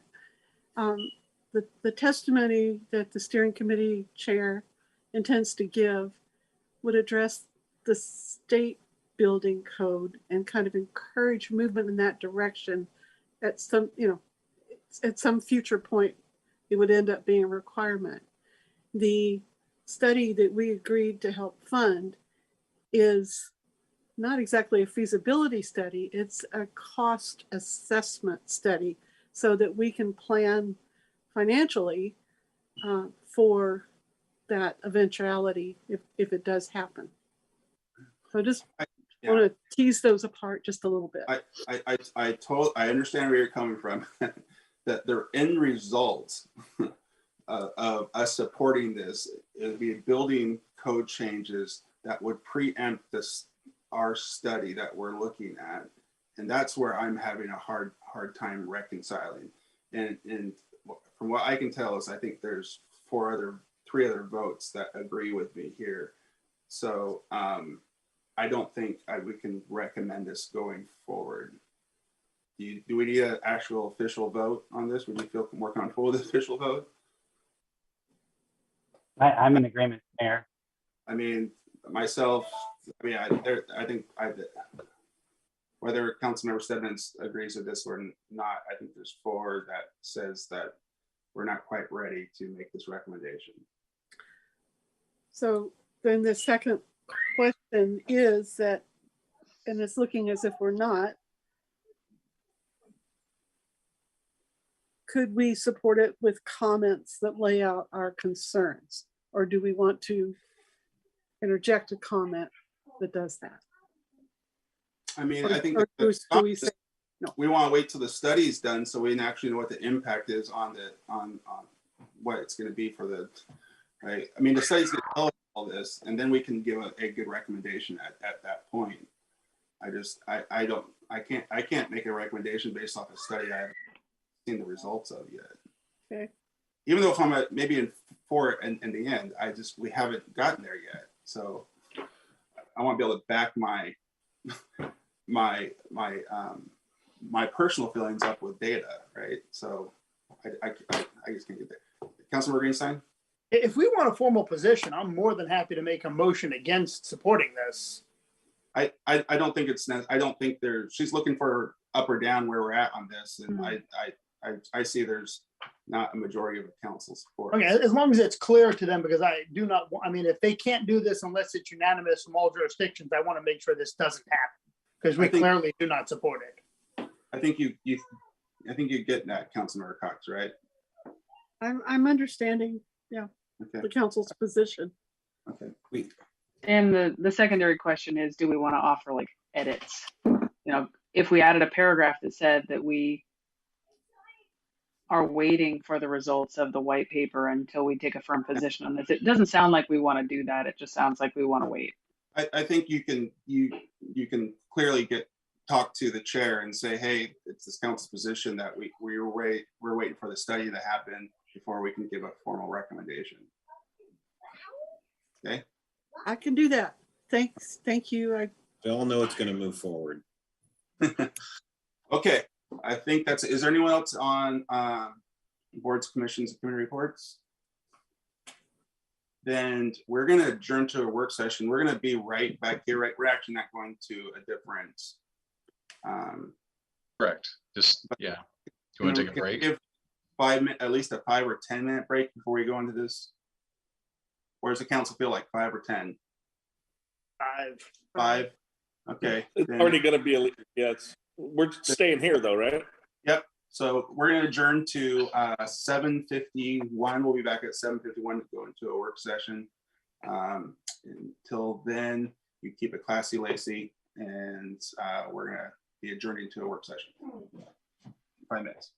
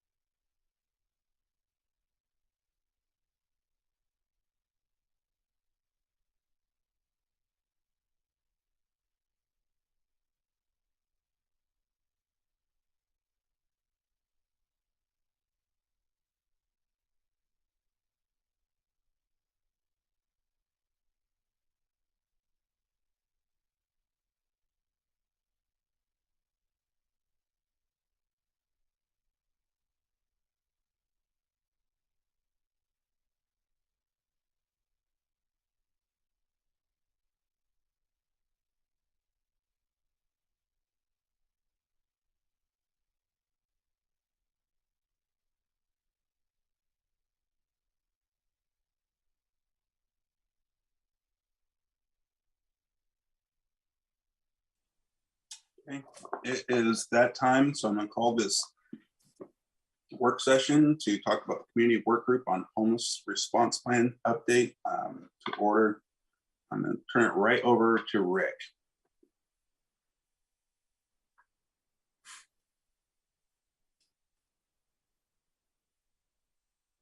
Maybe. It's coming in.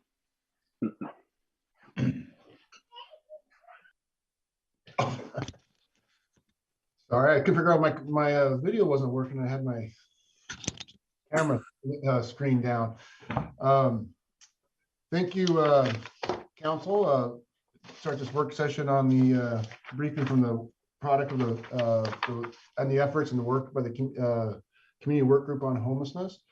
And as we get settled, we're going to wait a little bit because we got quite a few participants that are going to join us as we bring in all the work group members into the session. And I know John is working on bringing them on all in. We have quite a few here tonight. And while we're doing that, I just want to just talk about this has been a huge effort that's been over about 18 months and a little bit more in length. And I just want to thank really quick while I'm thinking of it, Kelly Adams, Donna Feliciana, and John Koch for all their help and support through this process from the very get-go and on through. And tonight, of course, John is doing double duty by helping us run the slides for tonight's presentation. Let's see, we just got a couple more ready to come in. I'm sure John's letting them all in, right? Yep. He knows who they all are, so he's just working down the list. And again, as we're moving the last couple in, just want to also share with council too that what we're going to be doing tonight is just a general overview and really try to get to the end of the conversation about and have some of the work group members talk about their recommendations and discussion.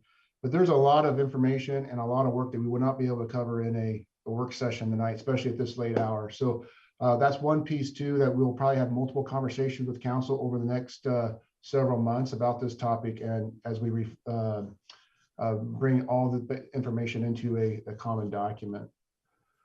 Let's see, is there anybody else, John? Okay. We have, so we have everybody in that wants to be a part of the conversation. And so I'll start off with some quick introductions around the screen from our work group members. We have D. France Clark, Bob Cagey, Paul Pers, Scott Elgin, Jim Stanton, Peggy Madsen, Ed Pohl, and I believe I caught everybody. And then also from the Athena group, our consultants have done a tremendous job in working through this process and with and adjusting to different twists and turns we have with the Athena group, Paul Horton and Megan Picard. Did you miss, if you missed anyone, please unmute your camera and or mute your thing and introduce yourself. And we also just had Madeline White join us. Okay, great. And Bill Pierpoint is also in attendance tonight, but he's not necessarily coming into the meeting. He's staying out as an attendee, but Bill Pierpoint was also a member of our work group. So again, we can have when John's ready, you can bring up the slides presentation. And go ahead and advance it to the next screen.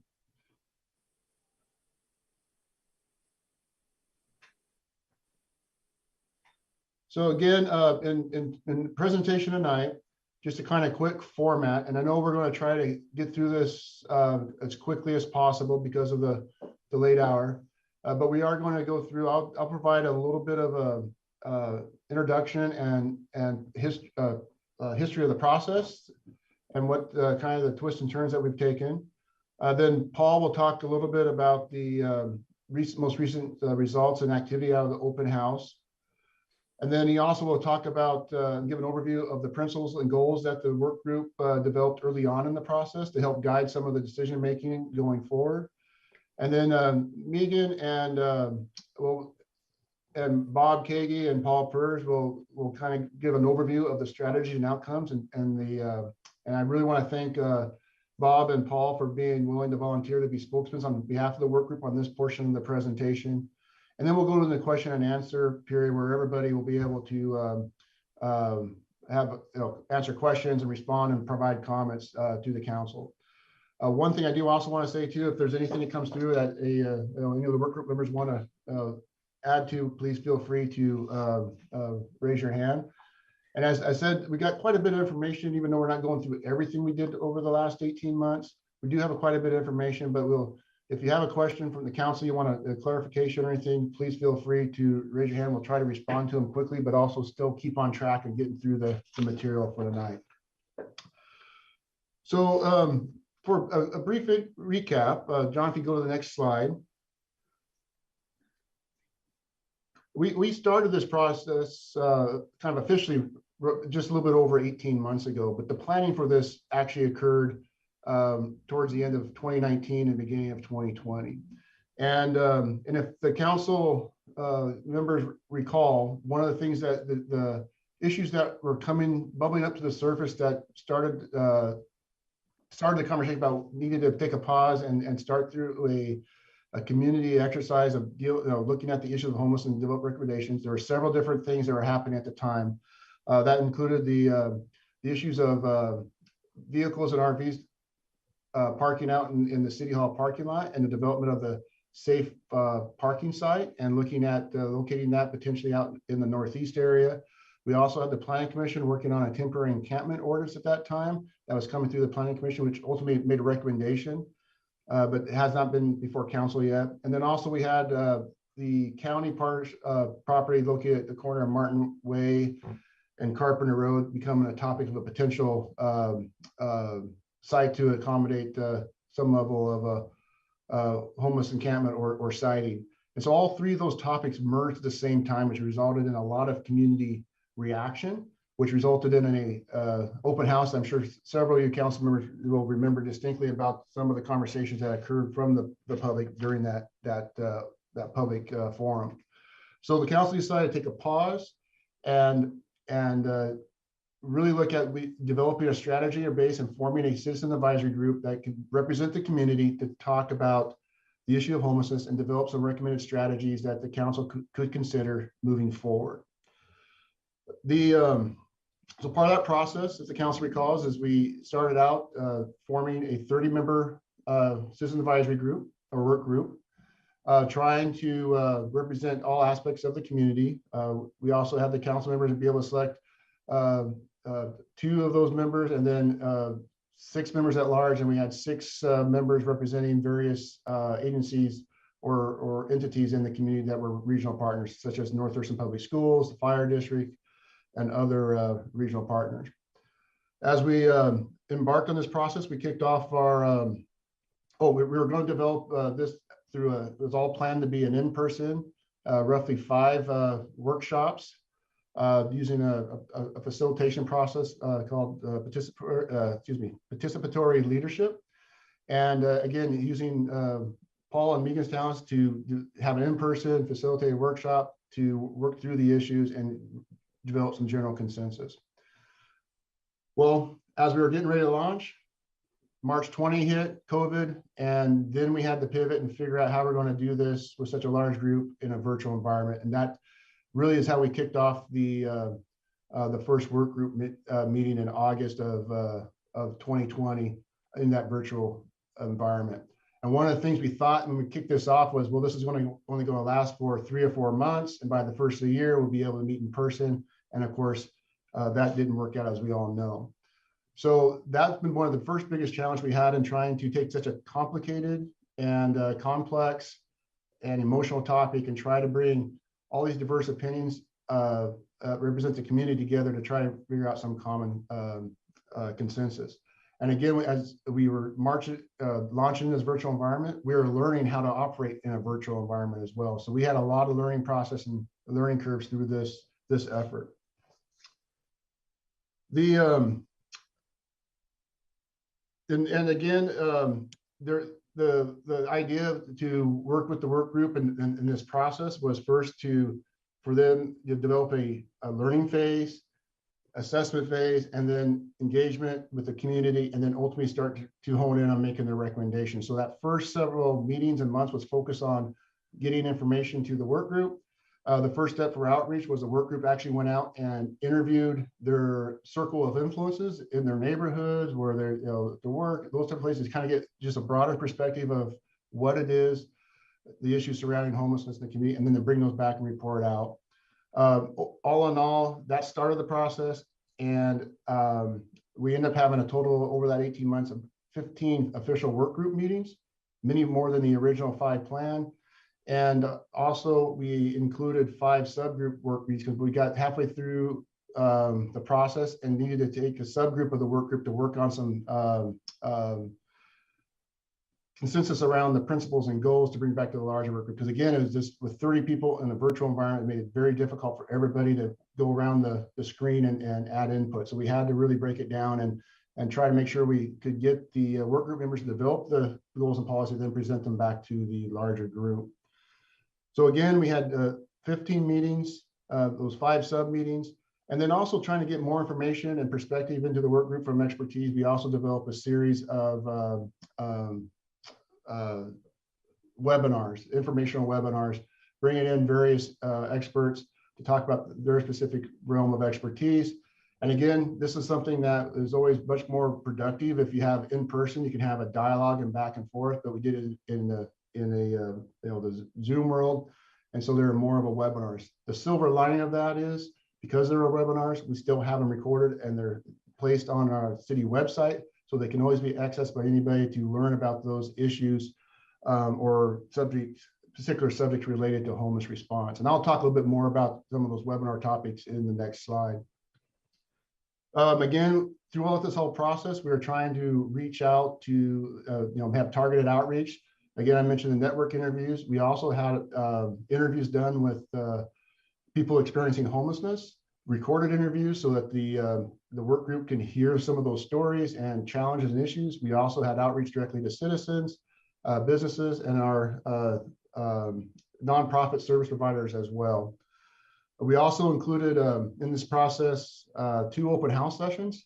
And again, we have the pivot and learn a new technology. So we conducted a virtual open house series, which I think we found a pretty good format or program, platform, that replicated as much as possible an open house format that you'd have in person, but on a virtual environment. But again, it's still a learning process, and it's also a learning process for those in the community to engage with it. But we did push that out to all of our various partners, business organizations, to try to get as much word out on the street that the opportunity to participate in that effort.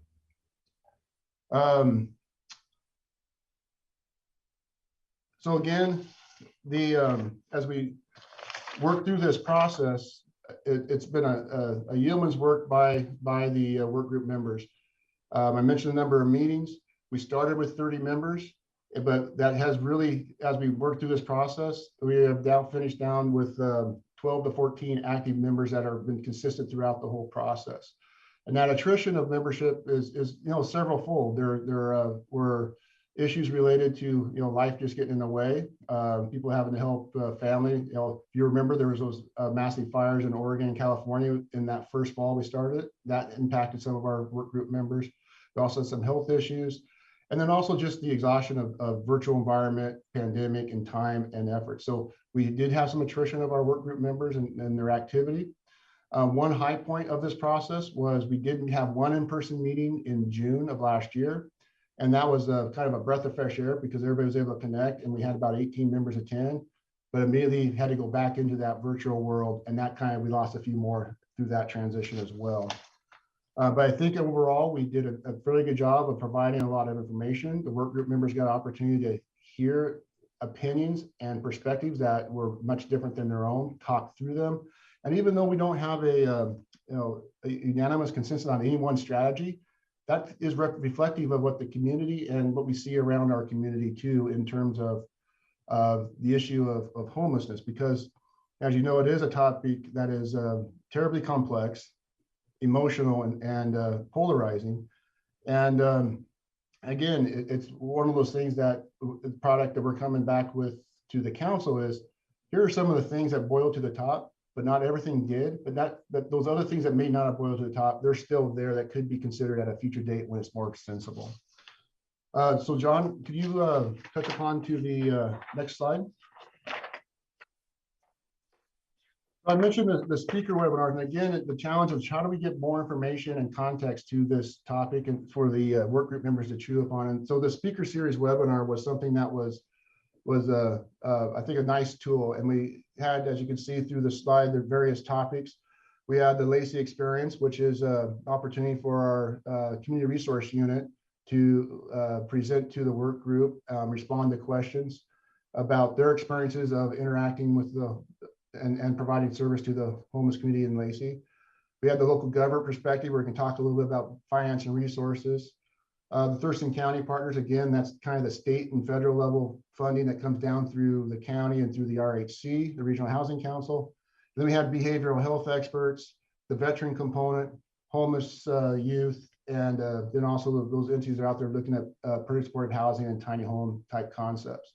One thing I do want to highlight too, one thing that really came out of this conversation with the work group was, we have, there's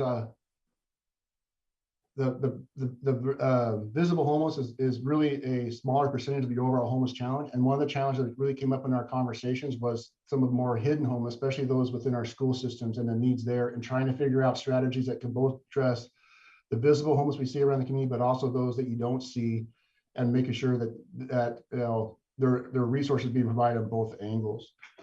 Some of the other topics, and this is why it gets so challenging and complex, is you had a lot of conversations about just the general context of compassion, the balance of compassion versus enabling, accountability versus service, carrot and stick approaches, those type of things. I really do think the work group really worked through these issues and talked about them quite well.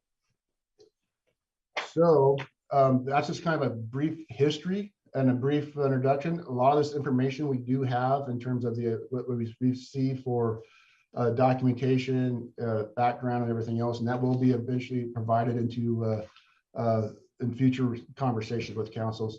But that's just a kind of a brief overview of our process and kind of what the work group has worked through the last 18 months. With that, I'm going to transition it over to Paul, who kind of will give us a brief synopsis or summary of this recent open house, and then we'll move on into the principles and goals that the work group developed. So next slide, John, and Paul, are you still there? I'm here. Good evening.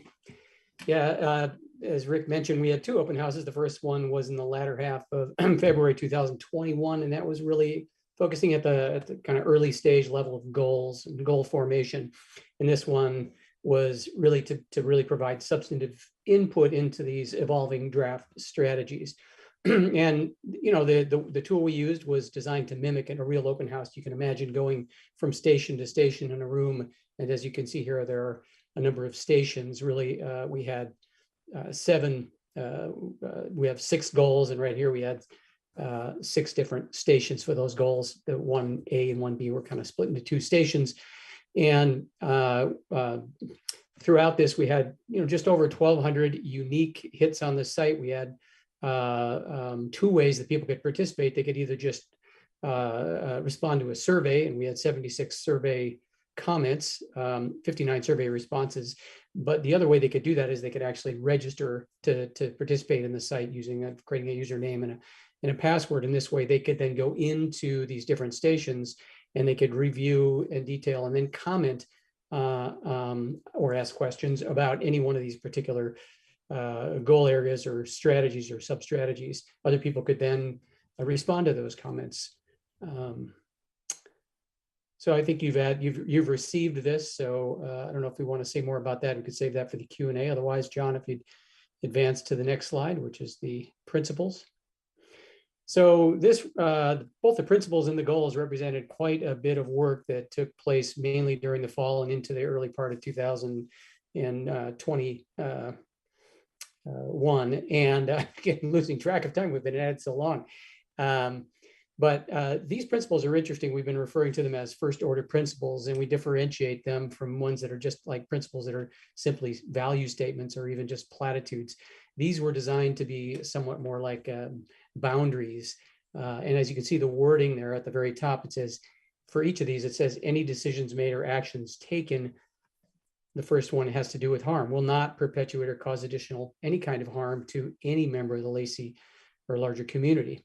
And the way that's phrased means that, you know, as we develop strategies and actions to address the homeless challenge, we're going to pay attention to these. And in some cases, we might actually not be able to be fully in alignment with one or more of these, but then we'll have to ask the question, what can we do next and subsequently to try to get ourselves in alignment with the principles? So the next one has to do with really thinking systemically, taking into account both short and long-term effects and plan for, you know, what always be looking for unintended consequences and what we do about that. The third one has to do with just really avoiding silos and doing as much as possible to be in meaningful collaboration with all key stakeholders and parties. Third one is really tailoring any strategies and actions toward the unhoused individual from the Lacey community. And then the last one is really kind of around just tracking and accountability, best available information, and measuring progress regularly and reporting that to the community. Next, John, if we're going to move to the strategic goals, these are considered as strategic long-range goals, and we have 6 of these. The first one speaks to both housing and shelter, and they are designed to be sort of aspirational. You have practical goals designed to try and see if we can stretch ourselves to achieve more than we might otherwise be able to do if we had less aggressive goals. The first one has to do with safe and affordable shelter options are available to anyone that's unsheltered. Safe and affordable housing solutions are available to all. Obviously, you can read this yourself, but I suspect that maybe there are some people that are visually challenged, so I'll just go through them. Services and resources are seamless, streamlined, easy to access, trauma-informed, and tailored to the individual person experiencing homelessness. The third one has to do with prevention and early intervention. So robust prevention and early intervention strategies complement other strategies to reduce longer-term and chronic homelessness. Number 4, this has to do again with collaboration. All services offered in Lacey are highly collaborative and connected, making the most efficient, effective use of available resources toward achieving all other local goals on homelessness. And then there was a sense that we really needed to really focus on educating the community about homelessness, including the causes, how to make meaningful differences, and what the city of Lacey and partners are doing to address it. And finally, ensuring that for everybody in the Lacey community, that it's safe, clean, inviting environment for people to live, work, and play here.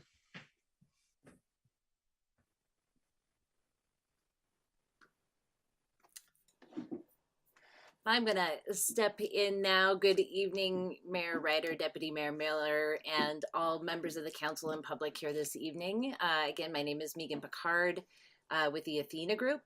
I just wanted to mention that I bring 25 years experience working on public policy and practices related to homelessness, and I've spent most of the past decade helping communities find mutually satisfying ways to make progress on often polarizing challenges like homelessness. Just wanted to share that so that you could understand that it's a broader context that I'm going to offer some of my initial comments. So the strategic plan that we are presenting to you this evening, you see a snapshot of it on the screen, of course, in draft form. All of this was built in, you know, as Rick was describing, you know, kind of a polarized environment, right? A wide range of viewpoints represented among the work group, which is a really good thing for trying to get it right. Each member, I will say, clearly cares deeply about this community. And like the many others that we heard from in the broader community over the past year and a half, they ultimately want to see progress made in Lacey and the greater Thurston County region. I do think it is important to emphasize that work group discussions reflected similarly varied opinions that we heard throughout the broader community. And still, the work group was able to arrive at near consensus recommendations on a strategic plan that could work well with the strengths, character, and resources of the Lacey community and make the kind of progress that nearly everyone wants to see, especially if part of a coordinated regional effort. I wanted to point this out. This is significant and impressive, and I commend the work group, every single member, for all the time and hard work that it took for them to achieve this. I also believe it offers hope and a pathway for you as leaders to make the tough decisions that are needed to finalize and implement this plan, or the version of this plan that you end up carrying forward anyway. Recognizing that it's not possible for everyone to be happy with every aspect of it, but that it appears to represent a best way forward across the many perspectives that do exist. So that said, let's get into the details. I know it's going to be hard for you to see all the details on there, so I'm just going to point out some highlights. Of course, my colleague Paul just shared the principles and goals, which you see those are at the top of the graphic on the screen. So I'll skip talking about those, except to say that they guided us in identifying a variety of promising practices used around the country to help to prevent and stem the tide of homelessness, reduce the amount of time people spend unhoused and or unsheltered, and improve related community conditions. We also thought it was important to consider these options in terms of how they could be implemented, because that has a big influence, no matter what community you're in, on whether or not they can actually be workable there and fit with the character and priorities of that community and the resources of that community. So we also developed some strategy design criteria, expanding on the first order principles.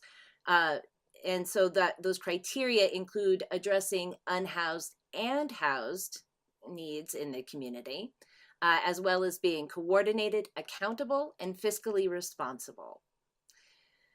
We'll point out some of these features as Bob Kagi, Paul Pers, and I give you the overview of the strategies that the work group is forwarding for your consideration. The last note I want to make, though, before diving into that, is that together, all of these strategies are aimed at making progress on some of the most pressing concerns that community members shared with work group members from the very beginning of this work. Those include the need for more affordable housing and shelter options locally, gaps in local support services, concerns about criminal justice system interventions making it harder to exit homelessness, high system costs when folks are unhoused long-term, and the increased difficulty in exiting homelessness at that point, the need for reliable information on the challenge, resources, and response. This was a biggie that actually came up quite a lot. And then finally, the impacts on the broader community, including trash and human waste in public and private places. So with that in mind, let's take a closer look at the strategies recommended for Goal 1 regarding shelter and affordable housing. John, if you would advance to that next slide. This is the biggest goal area. You may have noticed in a previous slide that we had been actually separating it out to deal with shelter and affordable housing separately, but have merged them back together here in the end. And what ended up coming forward to you today are 5 strategies designed to make progress toward increasing availability of affordable housing and shelter. So those include establishing a managed safe parking program away from residential heavy traffic areas with operating agreements that provide for safety, cleanliness, and other features needed to be good neighbors.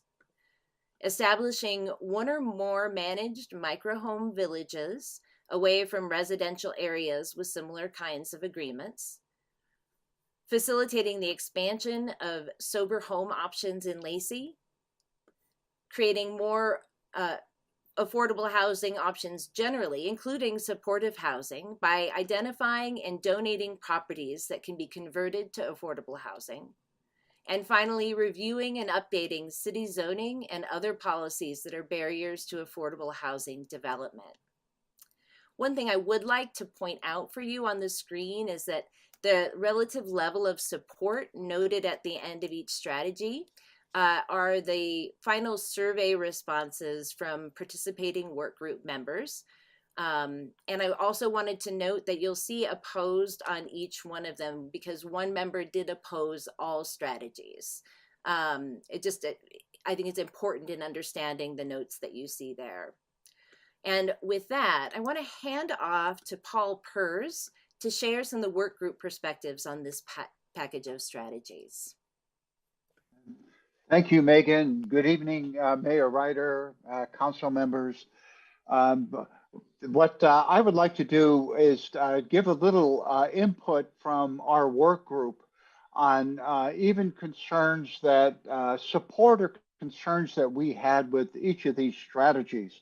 I want to emphasize again something that Megan said is, and you can see by the last remaining votes that we had, is there's no unanimity in any of the things that we proposed. And I think it's a demonstration of how complex and difficult the issue is of the unhoused and homelessness. However, as a group, one of the things that we felt, the comments that we liked or the support that we saw regarding safe parking was that this was also an area that we felt it's not just safe parking, but there should be support services there offered at the same time, because the idea is not to have people park there permanently, but again, looking at a safe place to park, but being able to transition in and out of that area. There was a concern expressed that can we ever really find an adequate place or a place that will be accepted by the community? And it was easy for us, I think, as members to identify places within the county itself. But I think we had to remind ourselves that our responsibility is for the city of Lacey to identify areas that are safe and accessible within the city. There was another concern raised about 1.1, and that's the idea that our biggest omission is providing housing for unhoused individuals in order to end homelessness. That a lot of what we're looking at, and I think we'll get to some of these later, that a lot of the things that we're focusing on are temporary or transitional. And one of the things that we'll at least hint at is the idea that we do need to look at more affordable housing. In micro homes, there was support for this. And the idea of that we can provide at least more stable transitional housing for individuals that may be more affordable. One of the concerns raised is we're not talking about tiny villages. And we see those in Olympia right now, tiny villages. But the concern being that we're just eliminating one other option that we could provide. And the idea of sober homes, there's a wonderful model that's out there, Oxford, the Oxford model, Oxford Homes, and this generally had a lot of support among everybody. Want to mention that identifying surplus properties to convert to affordable housing. One of the things that we wanted to make sure is that Lacey doesn't become a landlord. That was something that was brought up several times. We're not asking, or we don't think that the city should be buying homes in order to become a landlord and have to manage these homes. So that was a concern that was expressed several times throughout our discussion. And that's all I have to, well, the zoning, I think, is one that speaks for itself in terms of looking at more affordable housing. Any questions, comments?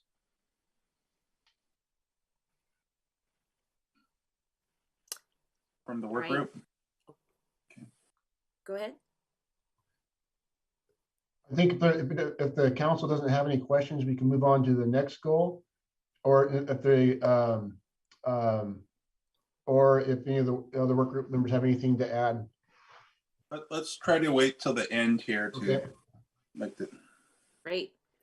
Great. Well, thank you so much. You want questions at the end? Is that what you said, Andy? We can handle all questions at the end, and that also too is an opportunity for all the work group members to kind of weigh in, unless there's a burning question or clarification. Yeah, I prefer to wait.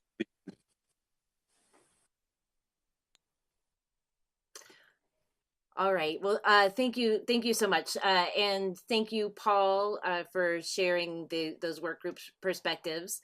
Now, here in Goal 2, we have 3 strategies designed to improve access to the needed support services without criminal justice intervention whenever appropriate. This includes a recommendation to participate in a law enforcement assisted diversion or LEAD program, helping connect people to services instead of criminal consequences when appropriate. It also includes a recommendation to study gaps in local services. And folks heard quite a bit, challenges where people were ready to access services, and when they reached out, those services would not be available, and that could be in critical time windows. But more data was really needed on what exactly those gaps are. So that is one of the recommendations here, of course, related to if the new coordinator position under Goal 4, which we'll talk about in a little bit, is approved. And then finally, the third strategy is to work with regional partners to expand services as identified in that study. And of course, that's big and broad because we don't know what would come out of that study, but it's tied directly to that. So with that, I'd like to invite Bob Kagi to share work group perspectives on these strategies. You're on mute still, Bob.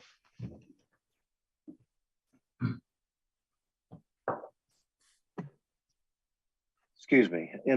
Welcome. In all of our kind of research, presentations, stuff we heard, this and that, it all came down to the fact that in order to deal with the homeless issue, you have to provide services to people where they are and where they're at.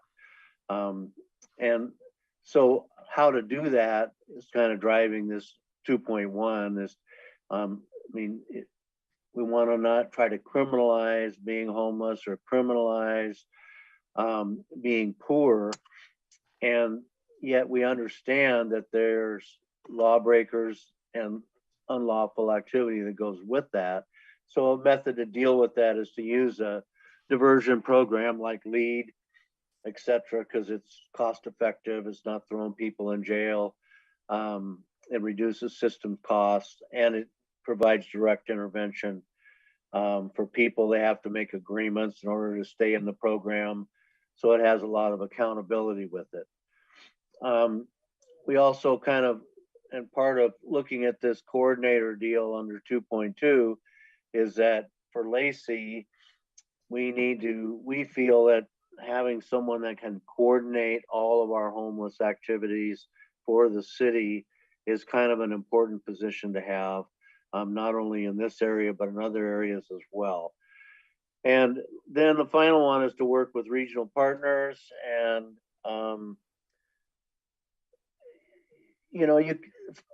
in King County, they're spending $500 million this year in trying to deal with homelessness. Okay, we're the city of Lacey.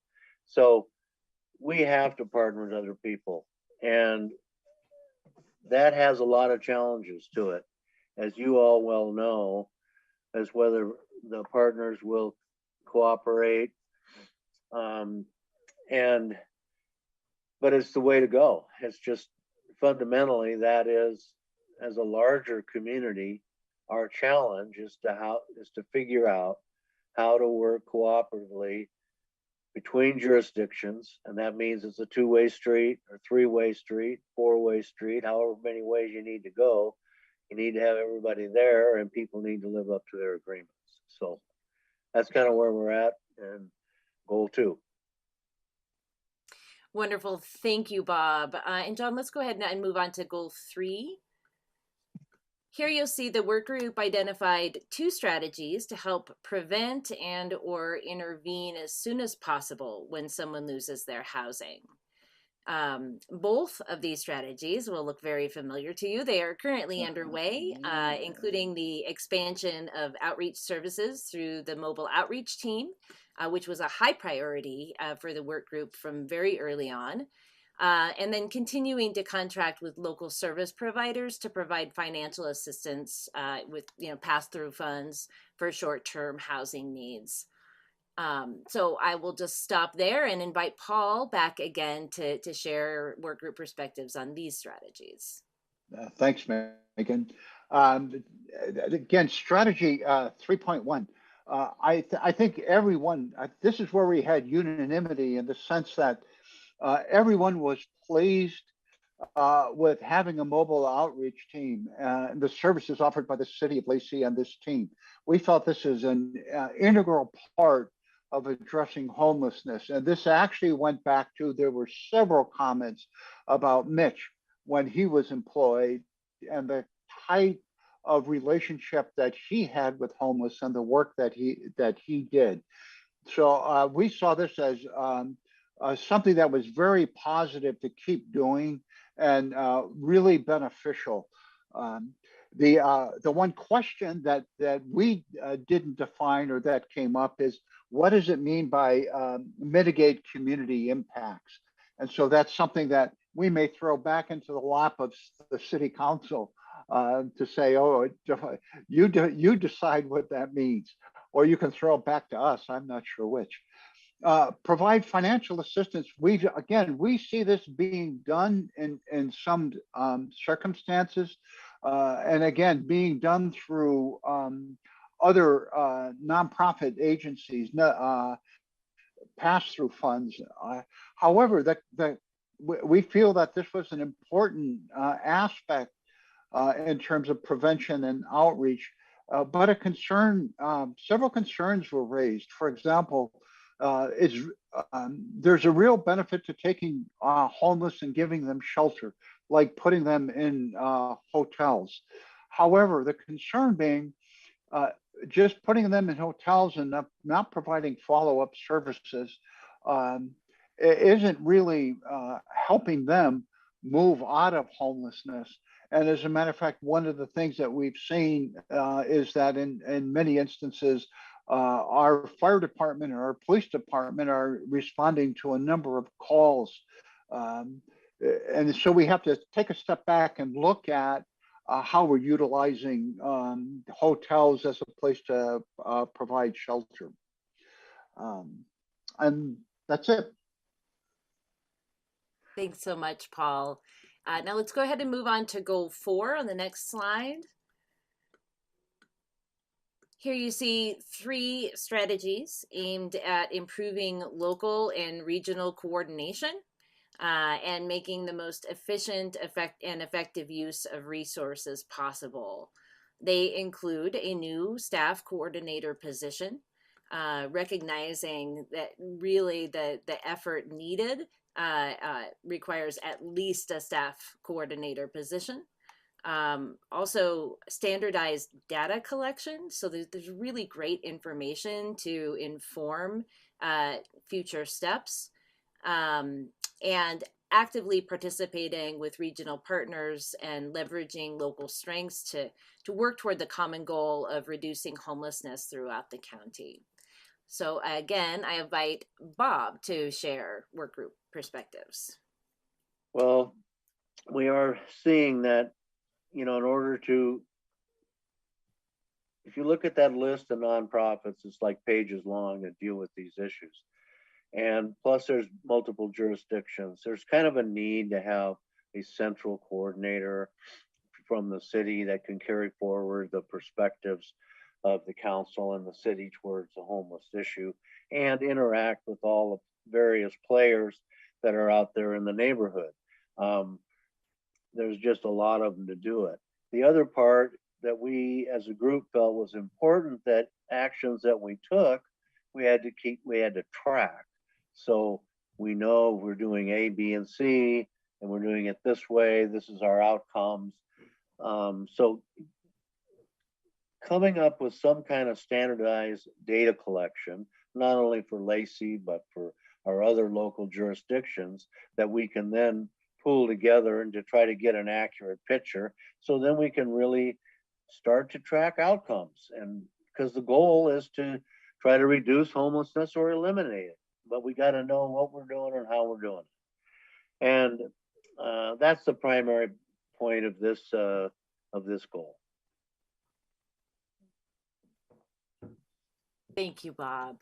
And now to our second to last goal area in the next slide. Thank you. Pretty straightforward one on community information and education. Here, this is actually kind of a whittled down strategy based on input from the open house and supported by several work group members to just, to provide that essential information about available resources, as well as existing efforts to address homelessness on the city website and of course in other forums as appropriate. So again, Paul, would you like to speak to this one? And share a little bit of the work group perspective on this strategy. Sure, thank you. I think all of us have experience, and I think maybe at times the city council may have been frustrated because within the broader region, there have been many comments about what is the city of Lacey doing, or is the city of Lacey doing anything, or the city of Lacey isn't doing anything regarding homeless. And what we've experienced, and I think that also came out in the public forums, is that there is a real lack of knowledge of what the city of Lacey has been doing. And so this became, I think, for all of us, a very important, and as somebody said before, this is a no-brainer. The city really should be doing this. And in many ways, not only letting the public know, letting its citizens know what it's doing, but there's another part of it. And it's really looking at what is the progress that the city is making regarding homelessness. The one caution that was raised is focus on information. Provide information and don't spin it. And that's it. Wonderful. Thank you, Paul. And now to the last goal area. This one aimed at ensuring this community is safe, clean, and inviting for all. Here we have two strategies. First, continuing the new cleanup program that virtually everyone on the work group supports, as you can see in that survey results, and providing access to temporary bathroom facilities near shelter areas and other public spaces in order to prevent outdoor and or bathroom, business bathroom use as well. So Bob, finally, one more time, come back to share work group perspectives. The nice part about this goal is that it's what they call the two-way street. I mean, we're a group that's focused on homeless issues and how to address them, but we're also a group that represents the people that work here, live here, and are hanging out in the city of Lacey. And we need to have that environment safe and clean for all of the citizens that live here. And part of that is, keeping the cleanup group work that we have going. The other part is that, we need to do some kind of sanitation if there are camps or areas or shelter areas that are developed in any way that they need to have good sanitation so that we can keep our community clean and inviting, so as they say. There was some concerns on, you know, the public bathroom thing has been kind of a hot topic, and a lot of people have argued about this from this one perspective or another, and we kind of felt they were all valid. However, it's our challenge to provide basic sanitation to people in our community. So like our local businesses aren't stuck having people come in to use their bathroom, or someone going right outside their door, or coming to use their bathroom and having alternative reasons to be in there. And so it just puts everybody in a bind. So it does become a public responsibility to take that on. Thanks so much, Bob and Paul, for speaking on all of these points. And we can go now to open for any questions. I'm sorry, Rick. And I just want to add one more point. And again, thank you, Bob and Paul, for going through all that. What you see are the recommended strategies the work group worked on bubbled up.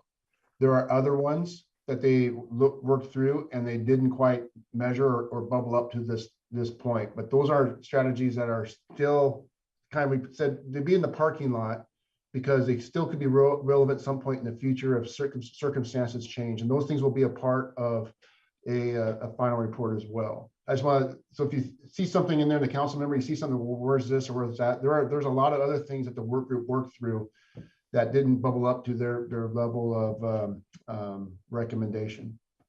So Rick, what's the next steps? So the next steps, as you can tell, there's a lot of information. The work groups went through and heard a lot and discussed, debated, and provided feedback.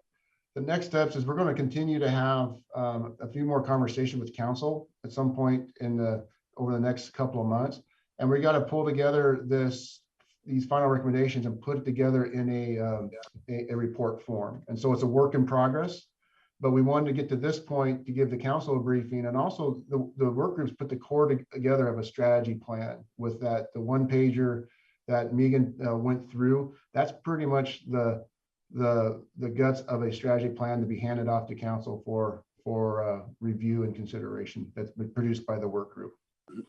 And so before we get started, and I hate to put Paul and Bob on the spot here, but I'm really curious what your biggest takeaways are so far on this process. And Paul, if you could maybe, what do you think is your biggest takeaway so far? My biggest takeaway is that there is no easy answer. This is a very complicated issue. It is a hot button issue, but at the same time, the city cannot afford not to act. There has to be motion to address this issue, and not just I think on the city's issue, but it has to be coordinated with the other jurisdictions. And no matter what the city does, you're going to find people who are going to disagree with it. No matter what you do. And I think that was one of the beauties about our group. It was a very, very diverse group. We had a wide range of opinions. So that really is that's my takeaway. Bob? Well, what I would say my takeaway is that there isn't total agreement within our group, number one, and the council needs to know that we are a wide group and we had strong opinions on different things. We kind of did this online slide thing, and we rated things on 1 to 5, and the ones that are presented here are mainly 3.3, 3.1, 3.5, but I mean that's on a 1 to 5 scale, so they're right in the middle. Mm-hmm. We do have that report which you can look at, and I suggest that you scroll down through there and kind of look at some of the comments and support on that, so you can see that it isn't universal, which then to me reflects a challenge that we all have as a community to come together as a whole, for everyone to kind of challenge their own biases and try to move forward. I think what makes Lacey unique is always what makes Lacey unique, is that it's a city and group of people that are responsible, hardworking, and generally just good folks. And so if we look to our community and say, make some common sense kind of solutions, practical solutions, and don't get too far out in the weeds, then I think we can make something that'll go forward. And that's kind of how our group came together was, I mean, this is kind of wide open, a lot of this stuff. It's kind of, how do you want to interpret it? How do you want to put accountability factors on each of these things you do? And, you know, those were very important to a lot of people. And so it's kind of a big can of worms, so to speak. Yeah. Well, first of all, I just want to thank this work group. As it's been mentioned several times here, there's been a wide range of philosophies and backgrounds and everything else, trying to come together to come up with some recommendations that a majority of the group can get behind, and we can see where we're at. I mean, there's one member who disagrees with everything, and then there's some people we can say, well, I can live with it, right? Where a lot of people are at, and I think that's where we're at in any sort of issue that is a hot topic issue. We got to get to the place where the majority of the people can live with, right? That's what we're hoping for these days. And I'm not sure if what that says about our society, but that's where we're at. It's like, what can we get to where the majority of us can live with? And hopefully that's where we're at. I'll turn back over to you, Rick. And I'll see Madeline has her hand up, and then Councilor Greenstein, I know, has a question as well. So let's before I ask any, I have a bunch of questions, but before we got there, I really was just going to suggest, can we hear from some of the other committee members? Quite a few here. I'd like to hear from them before I start asking my questions. That's what we'll do, is we'll go around and give the opportunity for all the other work group members to have the opportunity to voice their comments or thoughts. I'll turn that over to you, let you manage that, Rick. Okay, thank you, Mayor. Madeline. I think most of you know me. I own a business in Lacey. I used to have 3, some were in Olympia, and I chose to, well, I've been through 8 recessions, so you know why I have 1 store left. And I chose the one in Lacey because I've always felt this was a great community. I'm very thankful I'm not in Olympia. However, Olympia is shoving all their problems to us, and I realize that. In fact, I was just speaking with a couple of police officers who are very upset about the problems around the Super 8 and Fred Meyer, et cetera. I'm not going to get into that. What I want to speak to is the business community. There were 30 of us that started. Several people dropped off, and most of those several people were business people.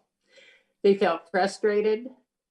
Businesses were not being recognized in reality. And all respect to Megan and Paul, maybe that's what your goal was. But when I was appointed to this, or asked to be on this, I was told that we were supposed to come up with some recommendations of how to resolve this. A few of us came up with some ideas, but we were told we were not supposed to come to any conclusions, that we weren't supposed to have any real answers. We had to go through all these steps. And so instead of this 5 meetings, so we've been through this for 18 plus months, I hung in there partly because I'm ornery, and that's why I've owned the business for 48 years.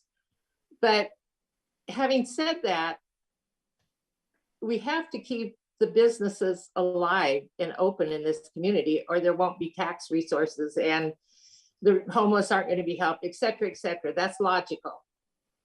What I find really disturbing is that people are not being held accountable, and some of the members of this committee kept trying to say people need to be held accountable, and we got pushed back that we can't hold them accountable because they have these problems. Well, I agree. And I'm very aware of mentally ill problems. There's somebody in my family that is bipolar. So And I'm not going to go into that.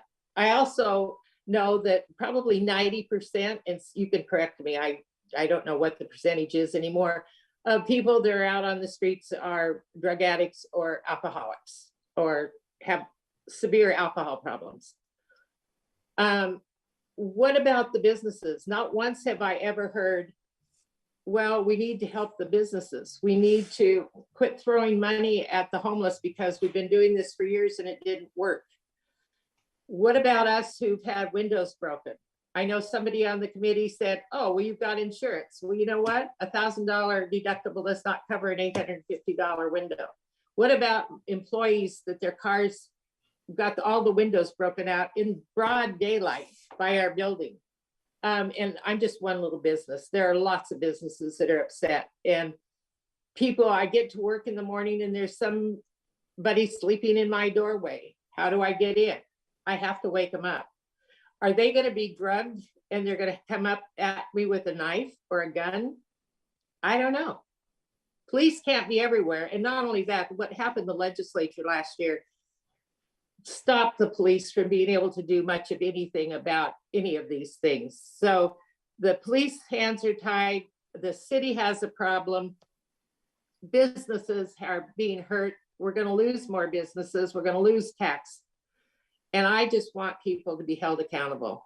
There's lots of people that have been offered help. They refuse help. You know, I've been told it's the cost of doing business. Well, you know what? Maybe it's the cost of being homeless if you're not willing to get help. People have to be held accountable. And that's one thing that just hasn't happened.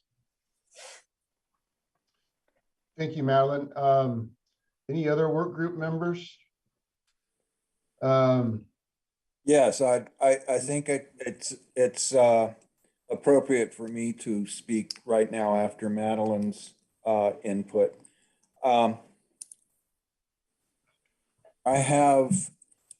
drew up a little bit of a sketch of notes, which I can supply to the council after the meeting. But just let me start off with one of the first things that I came up with as I was educated in the group is a little saying that I'd like to share with you all. Everybody must be somewhere, just not anywhere they wish. And I think that that addresses the principal problem that the council didn't define the issue, the main issue that we're all not saying is the real issue that everybody is concerned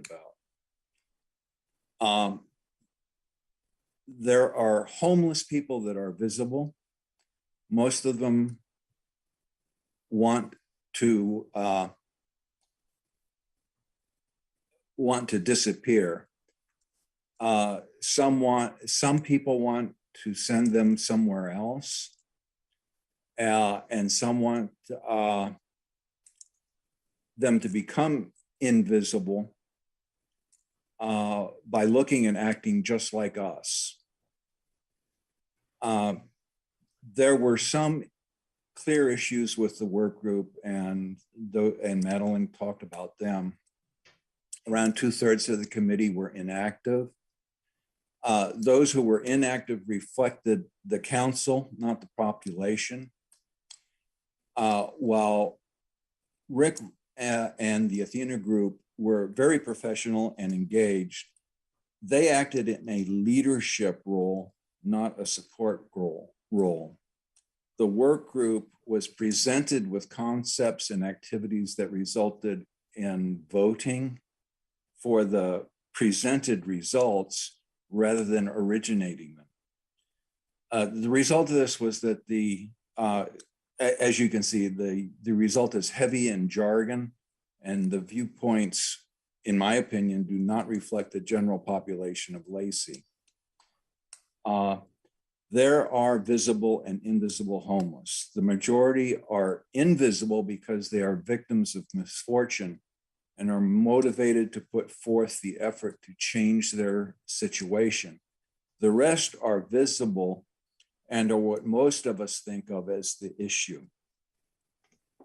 There are a lot of resources already available to the invisible homeless at the city, county, state, and federal levels. These resources are available to the visible homeless, but are ineffective because a substantial portion of them have criminal records, they are suffering from addiction, or they are mentally disturbed, or a combination of the three. One other observation that I have is that there is a large homeless industry composed of governmental and non-governmental entities that are invested in a continuation of the homeless issue rather than a resolution. This investment inevitably clouds and biases their perceptions and input either consciously or unconsciously. The council is not immune to this phenomenon. Of course, we all bring our personal biases and incentives to the table, but it is important to acknowledge that this is a universal human condition. We all have biases. The major issue I have with the results so far is that the report relies heavily on previous work in the area. It is also laden with jargon that clouds the result. There are few specific recommendations and that address the primary issue. There is also an unfortunate dependence on prior efforts that have not had good and cost-effective results. I'd like, if anybody has any questions, I'd like. Yeah, so we've heard from two people so far. Yep. And I just want to hear from those two people, what are your two recommendations coming out of this process? Madeline sounds like the recommendation is accountability. And I do think the 1 through 5 of those things, accountability was listed in every single one of those. So do you have any recommendations above that, Madeline? Yes, Yes, I have. do. Let's go with Madeline. Go ahead, Ed. No, I asked you. Well, my recommendation is there's lots of empty state buildings that have not been used for a long time. They're the college. I mean, I'd even come up with McNeil Island. And the only reason I came up with that is there are people who are homeless because they lost their jobs through no fault of their own. I am a huge supporter, in fact, president twice on the board of Family Education Support Services and All Kids Win. And I mean, I do support helping people that need help. But then there's the mentally ill and there's the drug addicts.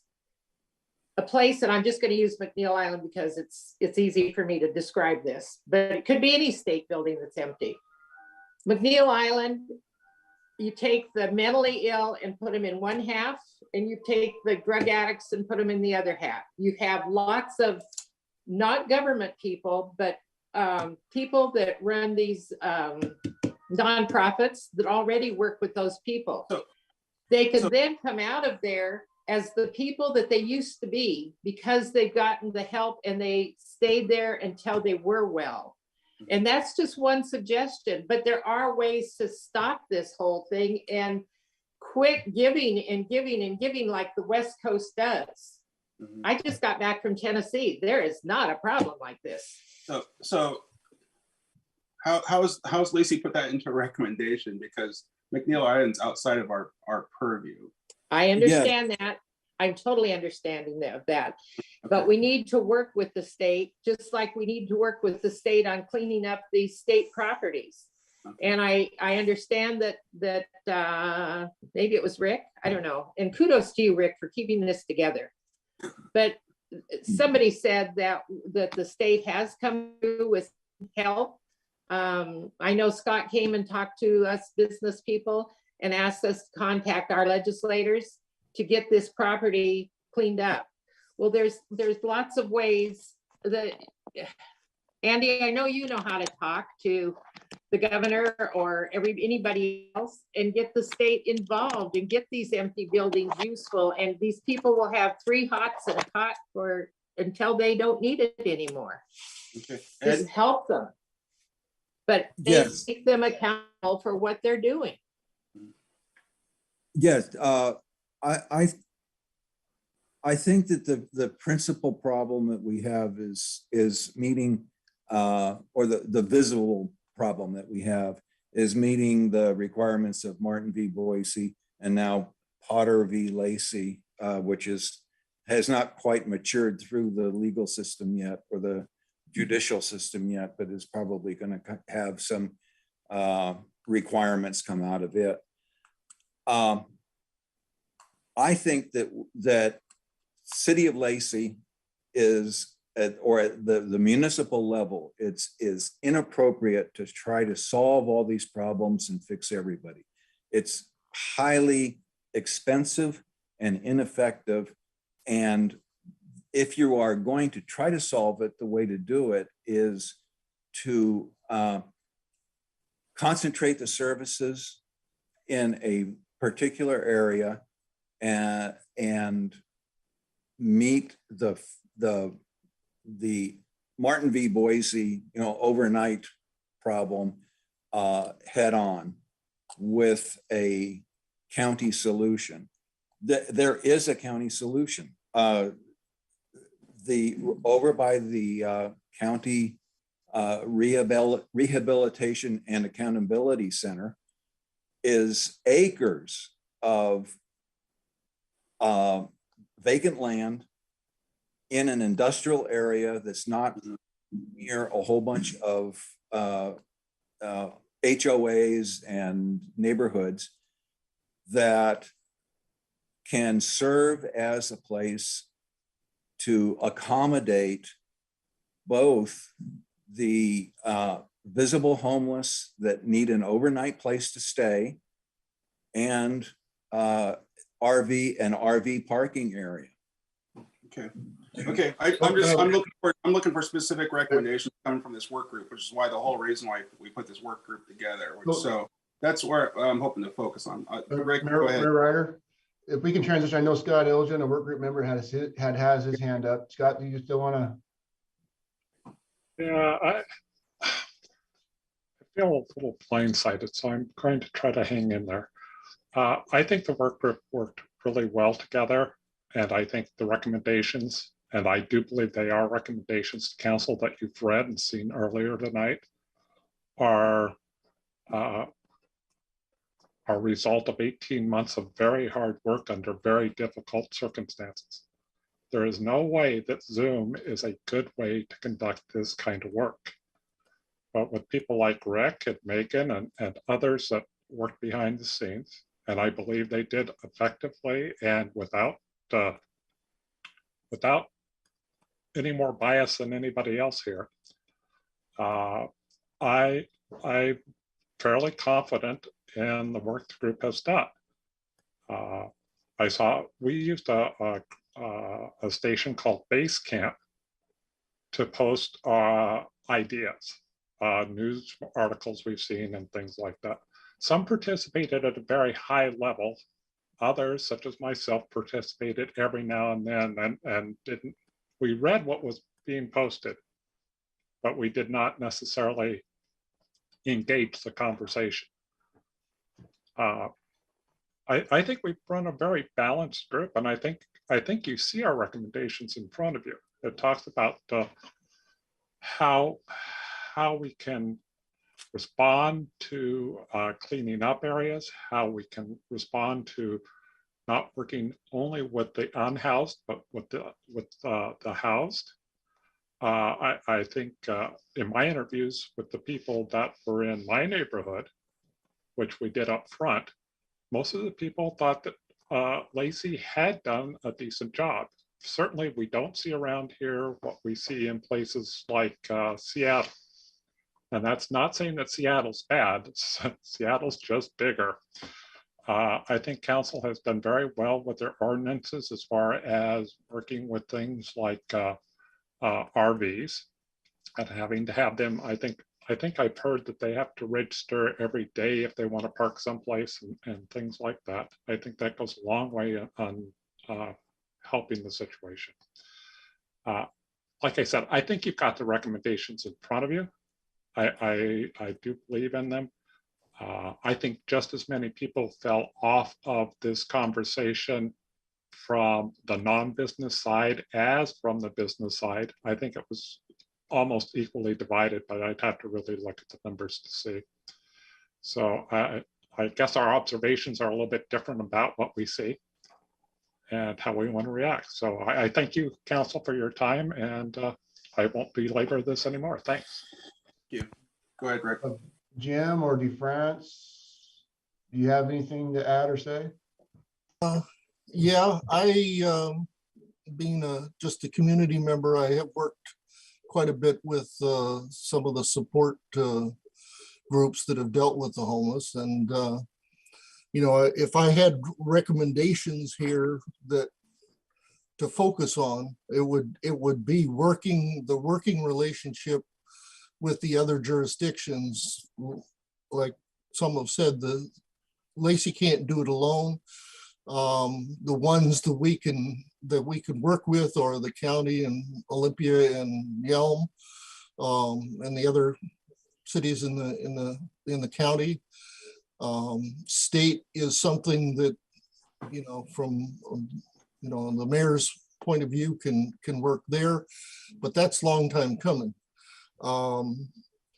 This can't end here. I think Zoom really took a lot of the community input, the outreach that I think the membership of the work group would have done. Got lost because of COVID and not being able to have in-person meetings. So I think, you know, if I had a recommendation for the city, it would be to, here in the spring, as I understand it now, we're talking about no masking and things opening up, what is it, 21st of March, something like that. So in April or May, before everybody breaks for summer vacations and things, the city should have some kind of, whether you call them,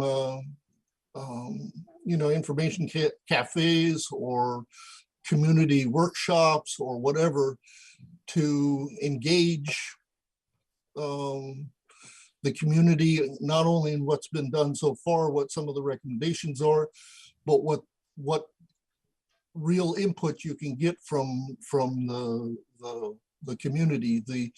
The open houses that were Zoom, while they did give some input, it was very limited, in my perspective anyway. It could have been a lot more if there would have been more in-person type activity. But, you know, overall, the Rick and the group did a good, as best as you could possibly do with the process. Now, given that has some flaws in it, I think we need to do more. This is a good framework. Maybe use some of the work group members to help with some of the outreach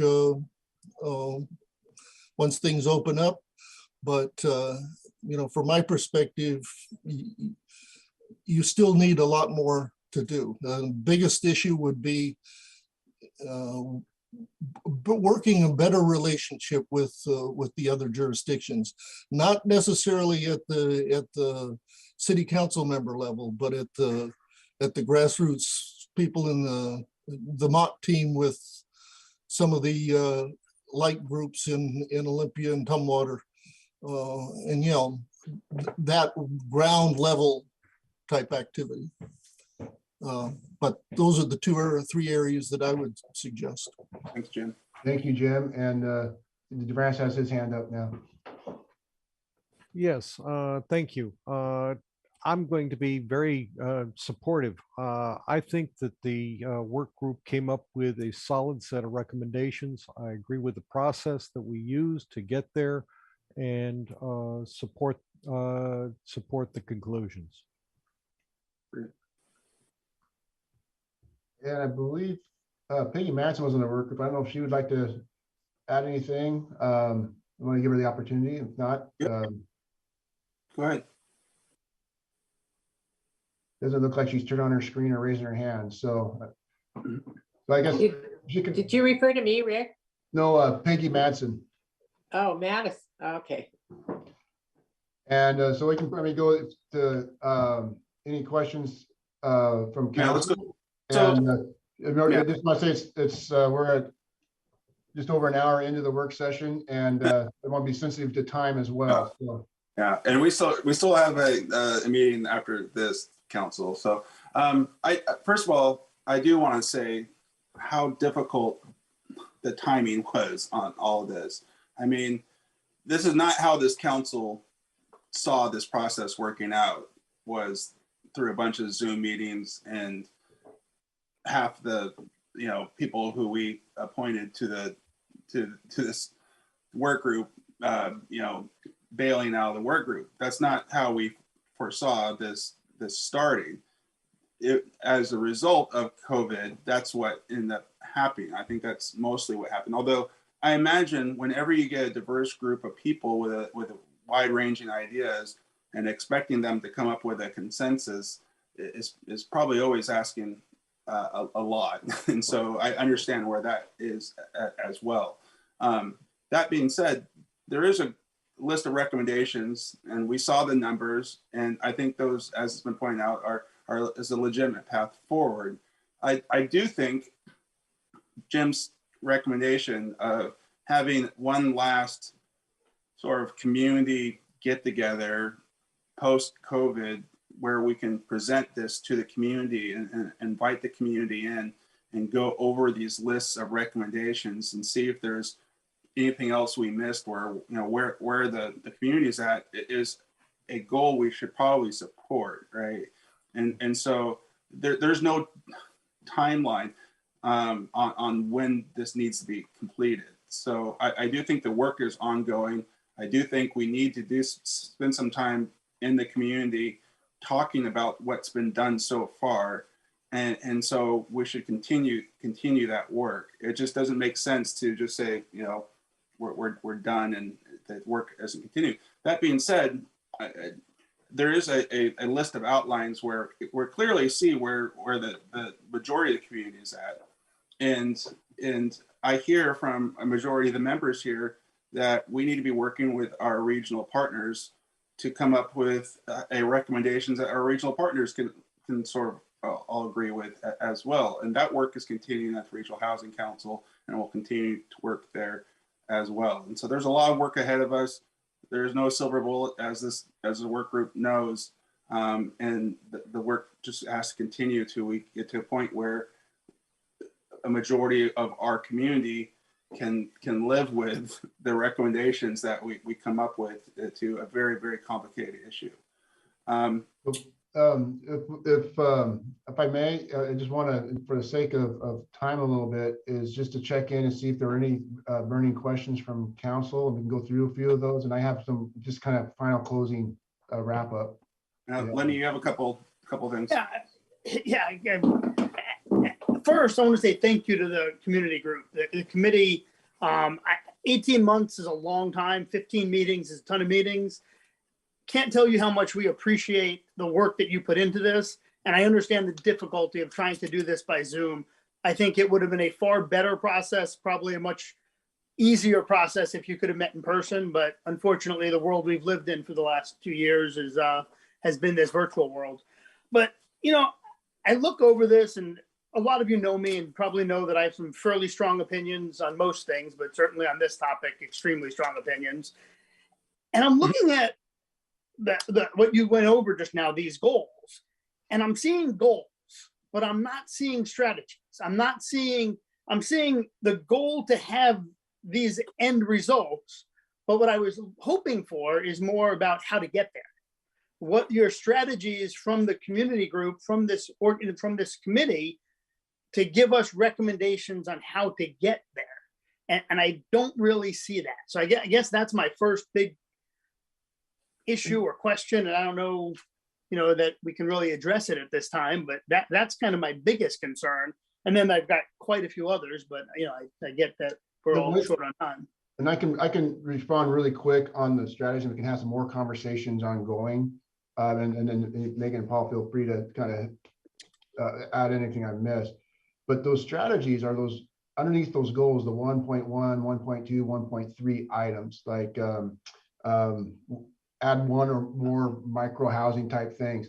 But they're structured so they're not so specific, because you got a lot of other issues and priorities that the councils and the city management is going to have to address, because you have resources you got to couple on. You got to figure out how you put those strategies together. What do you put around it for sideboard? So for instance, if you do a micro house village, what does it look like? How is it managed? What's that cost? When's the timing? Where does it go? There's a lot of pieces that the work group can't get into. So that they explore these options, but you're not going to get down to specific. This is the option you take. I get what you're saying, Rick, but I guess that's not where I saw the committee going. I guess that's where I'm kind of a little disconnected from where we are, from where I thought we were going. Mm-hmm. So, I mean, for instance, micro village. Well, obviously there's a lot that goes into being able to actually do that. So I was hoping to have more direction, more input from this committee on how we actually get to there. We talk about safe parking, but I think it was Paul that went over that one. And he talked about the idea of safe parking is great, but we also don't know anywhere to put it.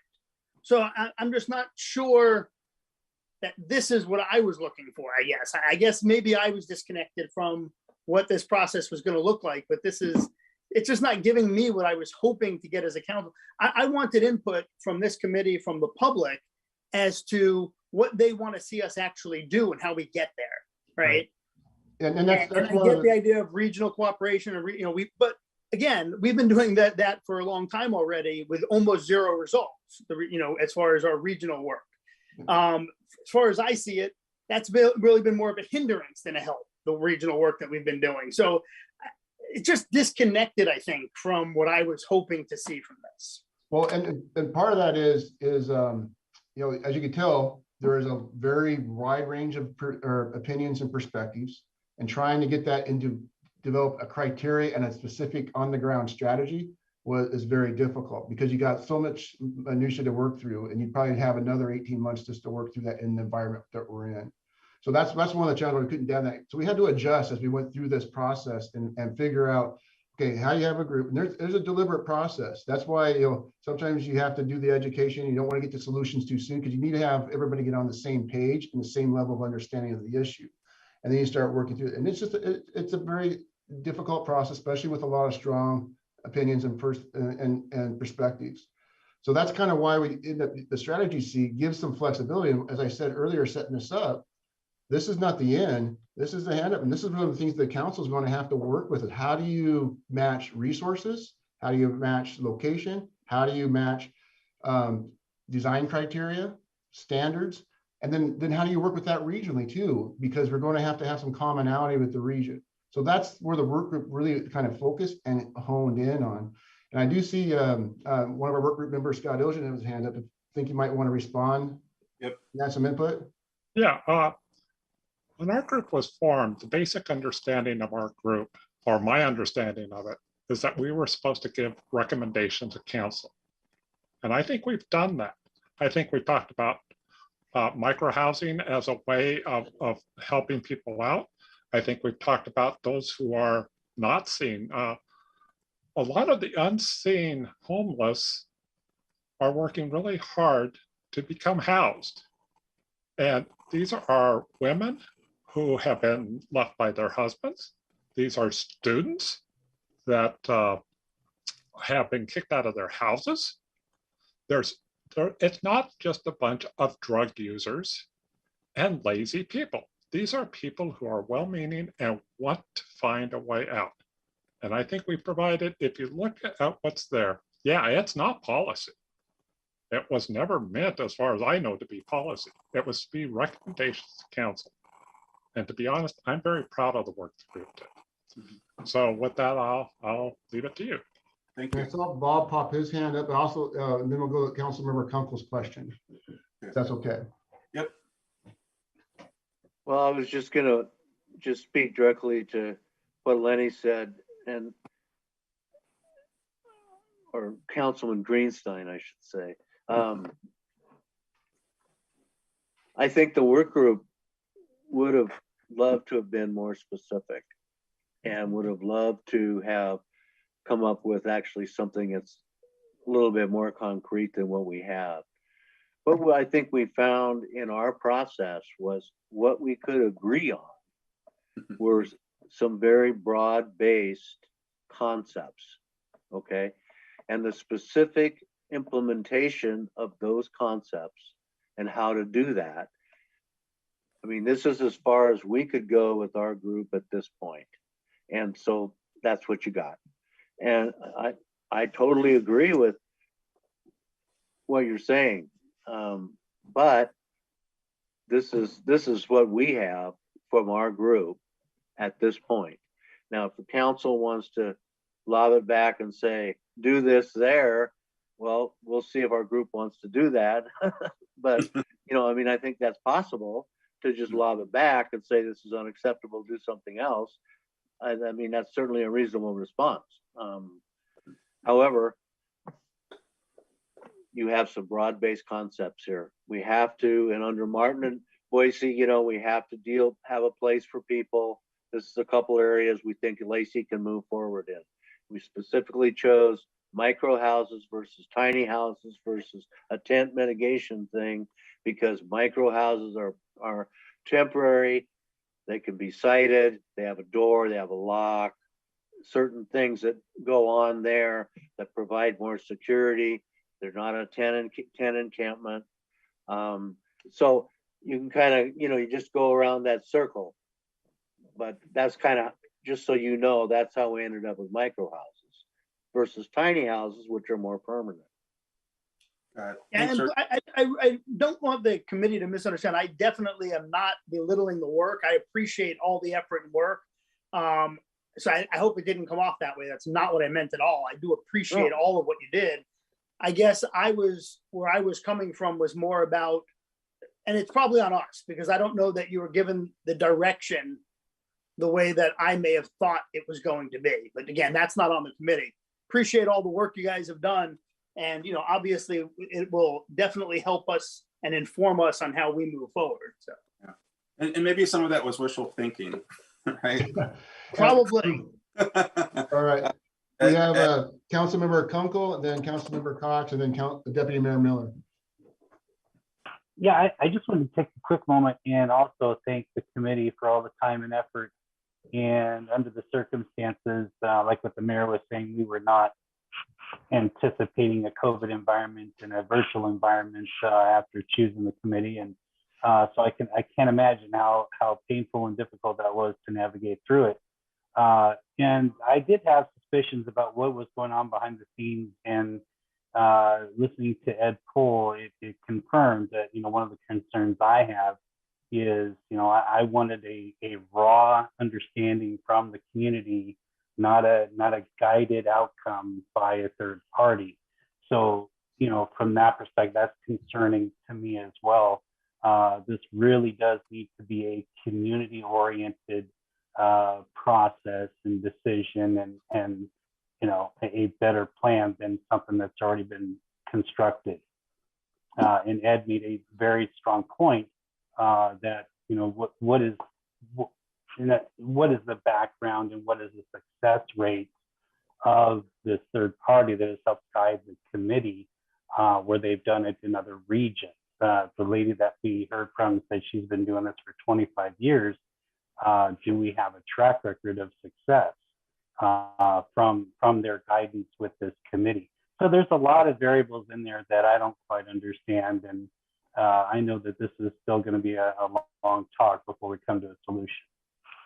So again, thank you to the committee for sticking it out and making it work.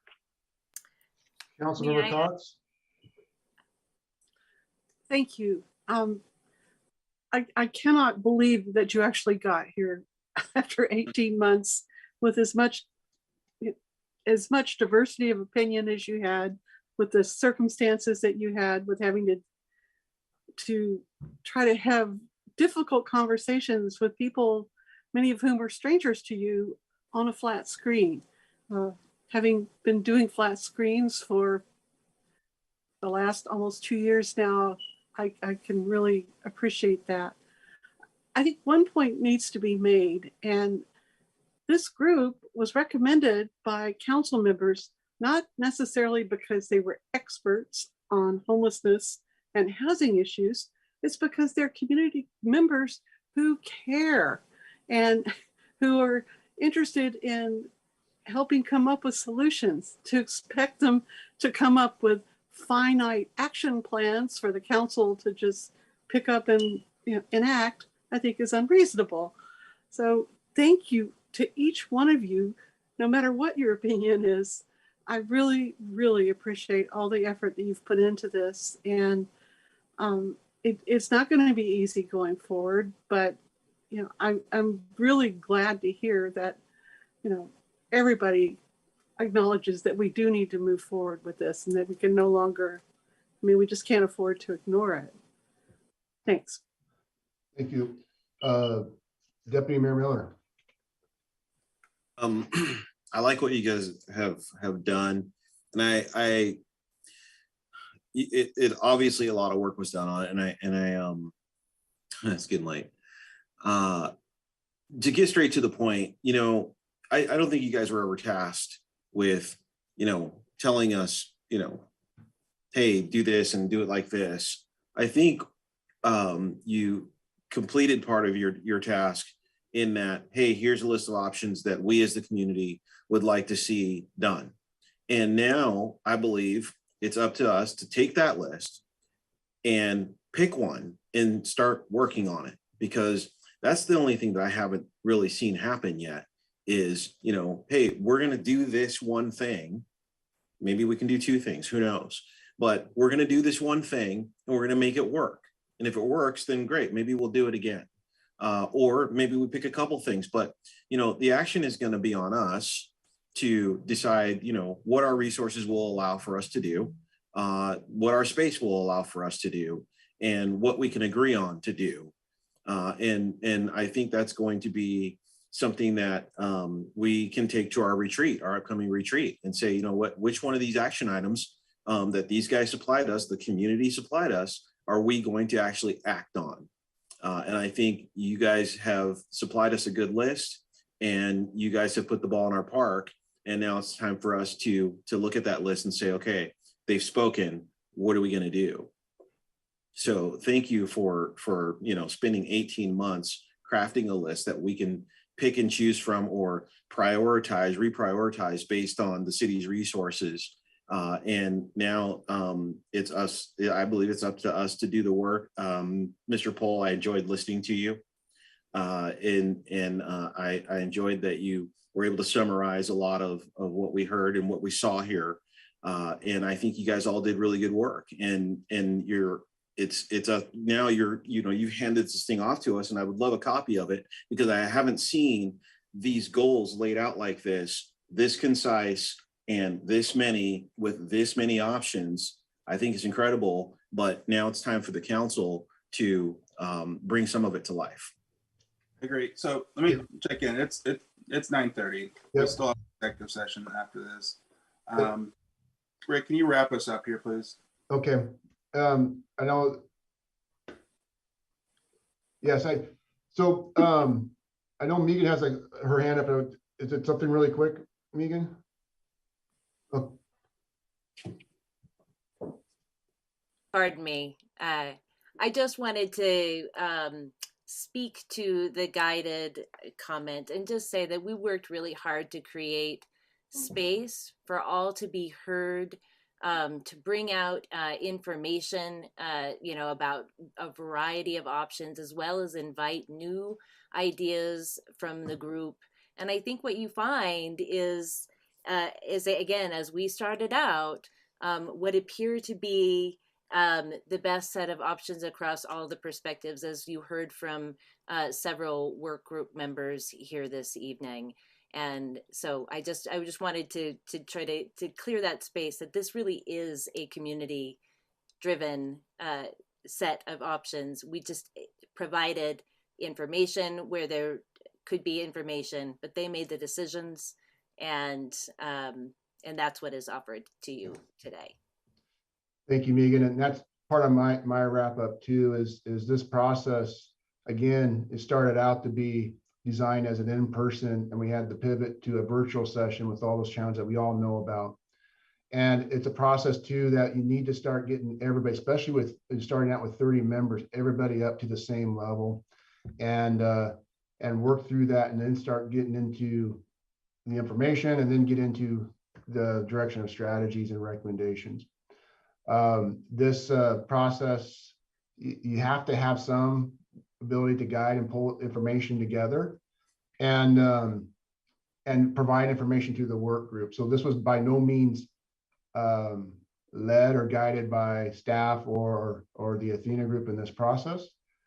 And also too, it was purposely, it took a step back. We until about the last half, where we needed to start making some progress and getting some direct feedback from the work group. And so we worked and we transitioned that to do that. And that's what reference to the pollings, the 1 through 5 ratios. We had to start asking specific questions so the work group could be engaged and provide direct feedback. And that was the only way we could figure out how to do that on a Zoom screen when you have limited time and a siloed conversation, even though you can see everybody. So I want to say I'm very proud of this process. I'm very proud of the work group and the work that they did, and especially all those that stuck through it and kept being engaged and speaking their voices and listening to others. I'm proud that they could find some compromises, because again, as we said earlier, this is a very complex, emotional, and polarizing topic. And there was some aha moments between certain work group members that had very different opinions starting out, and they found some common ground on some issues, not on all, but some. So I'm very proud of that work, and I'm very proud of the group work that Paul and Megan did in trying to continue to facilitate, provide that information, and all their years of expertise. And even though they've done work in other places, that stuff didn't come to this. This is a product that's developed out of this group. This is what the community work group has put together and guided us to an outcome, and to hand off to the council. And so we'll be going through some additional conversation with council. We'll put some more background information around it, around the information you've seen tonight, and continue to have this conversation. And it's not going to be another meeting and it's going to be an ongoing conversation moving forward. So with that, I want to thank again all the various work group members that are here tonight. I really want to especially thank Bob and Paul, because they volunteered to be spokesmen on behalf and share the perspective of all the work group members. Really appreciate them stepping up to do that. And again, I want to thank some of the support staff of Kelly, John, and Donna, especially early on this process, and coordinating and doing all the background work. They did a yeoman's job to assist in this effort as well. So with that, I'll turn it back over to you, Mayor Ryder, and we can continue with the next step of the meeting. Sure. Well, thank you again, everyone.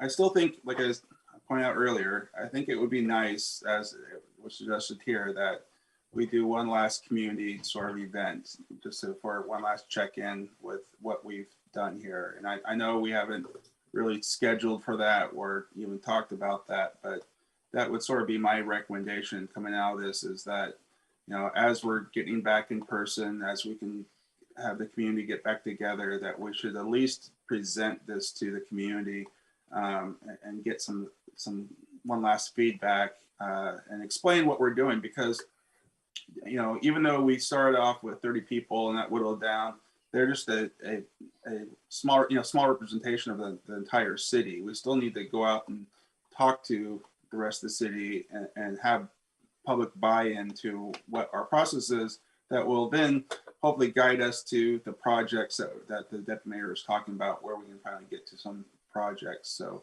obviously the work isn't done. We still have a little more work to do, but we've come a long ways to get to at least these recommendations. And we'll just have to go from there. And I appreciate everyone's work. We're at the end of this work session at the council. Everyone's been given a separate link to go into executive session, which is what we're going to have to do now. So I'm going to end this work session, and just like it's 9:37. Let's just try to go at 9:40 in like 3 minutes. Let's just quickly go over to our executive session. So Mayor, we need to declare a time we'll be back. Okay, you gotta tell me what time you think. I think if we'll try to do it in 15 minutes. So I'd put you at 5 till 10. Okay, so we'll meet, reconvene at 9:40, and we're gonna, the work session is gonna last 15 minutes. Can one of you guys send me the link? I could not find the link for the live. That was my question also, is when did it get sent out? So it should be in your calendar invite. If not, I could send those to you through email. Yeah, send it out through email or. Please. Okay. Okay, thank you. Thank you, everyone. Thank you, work group.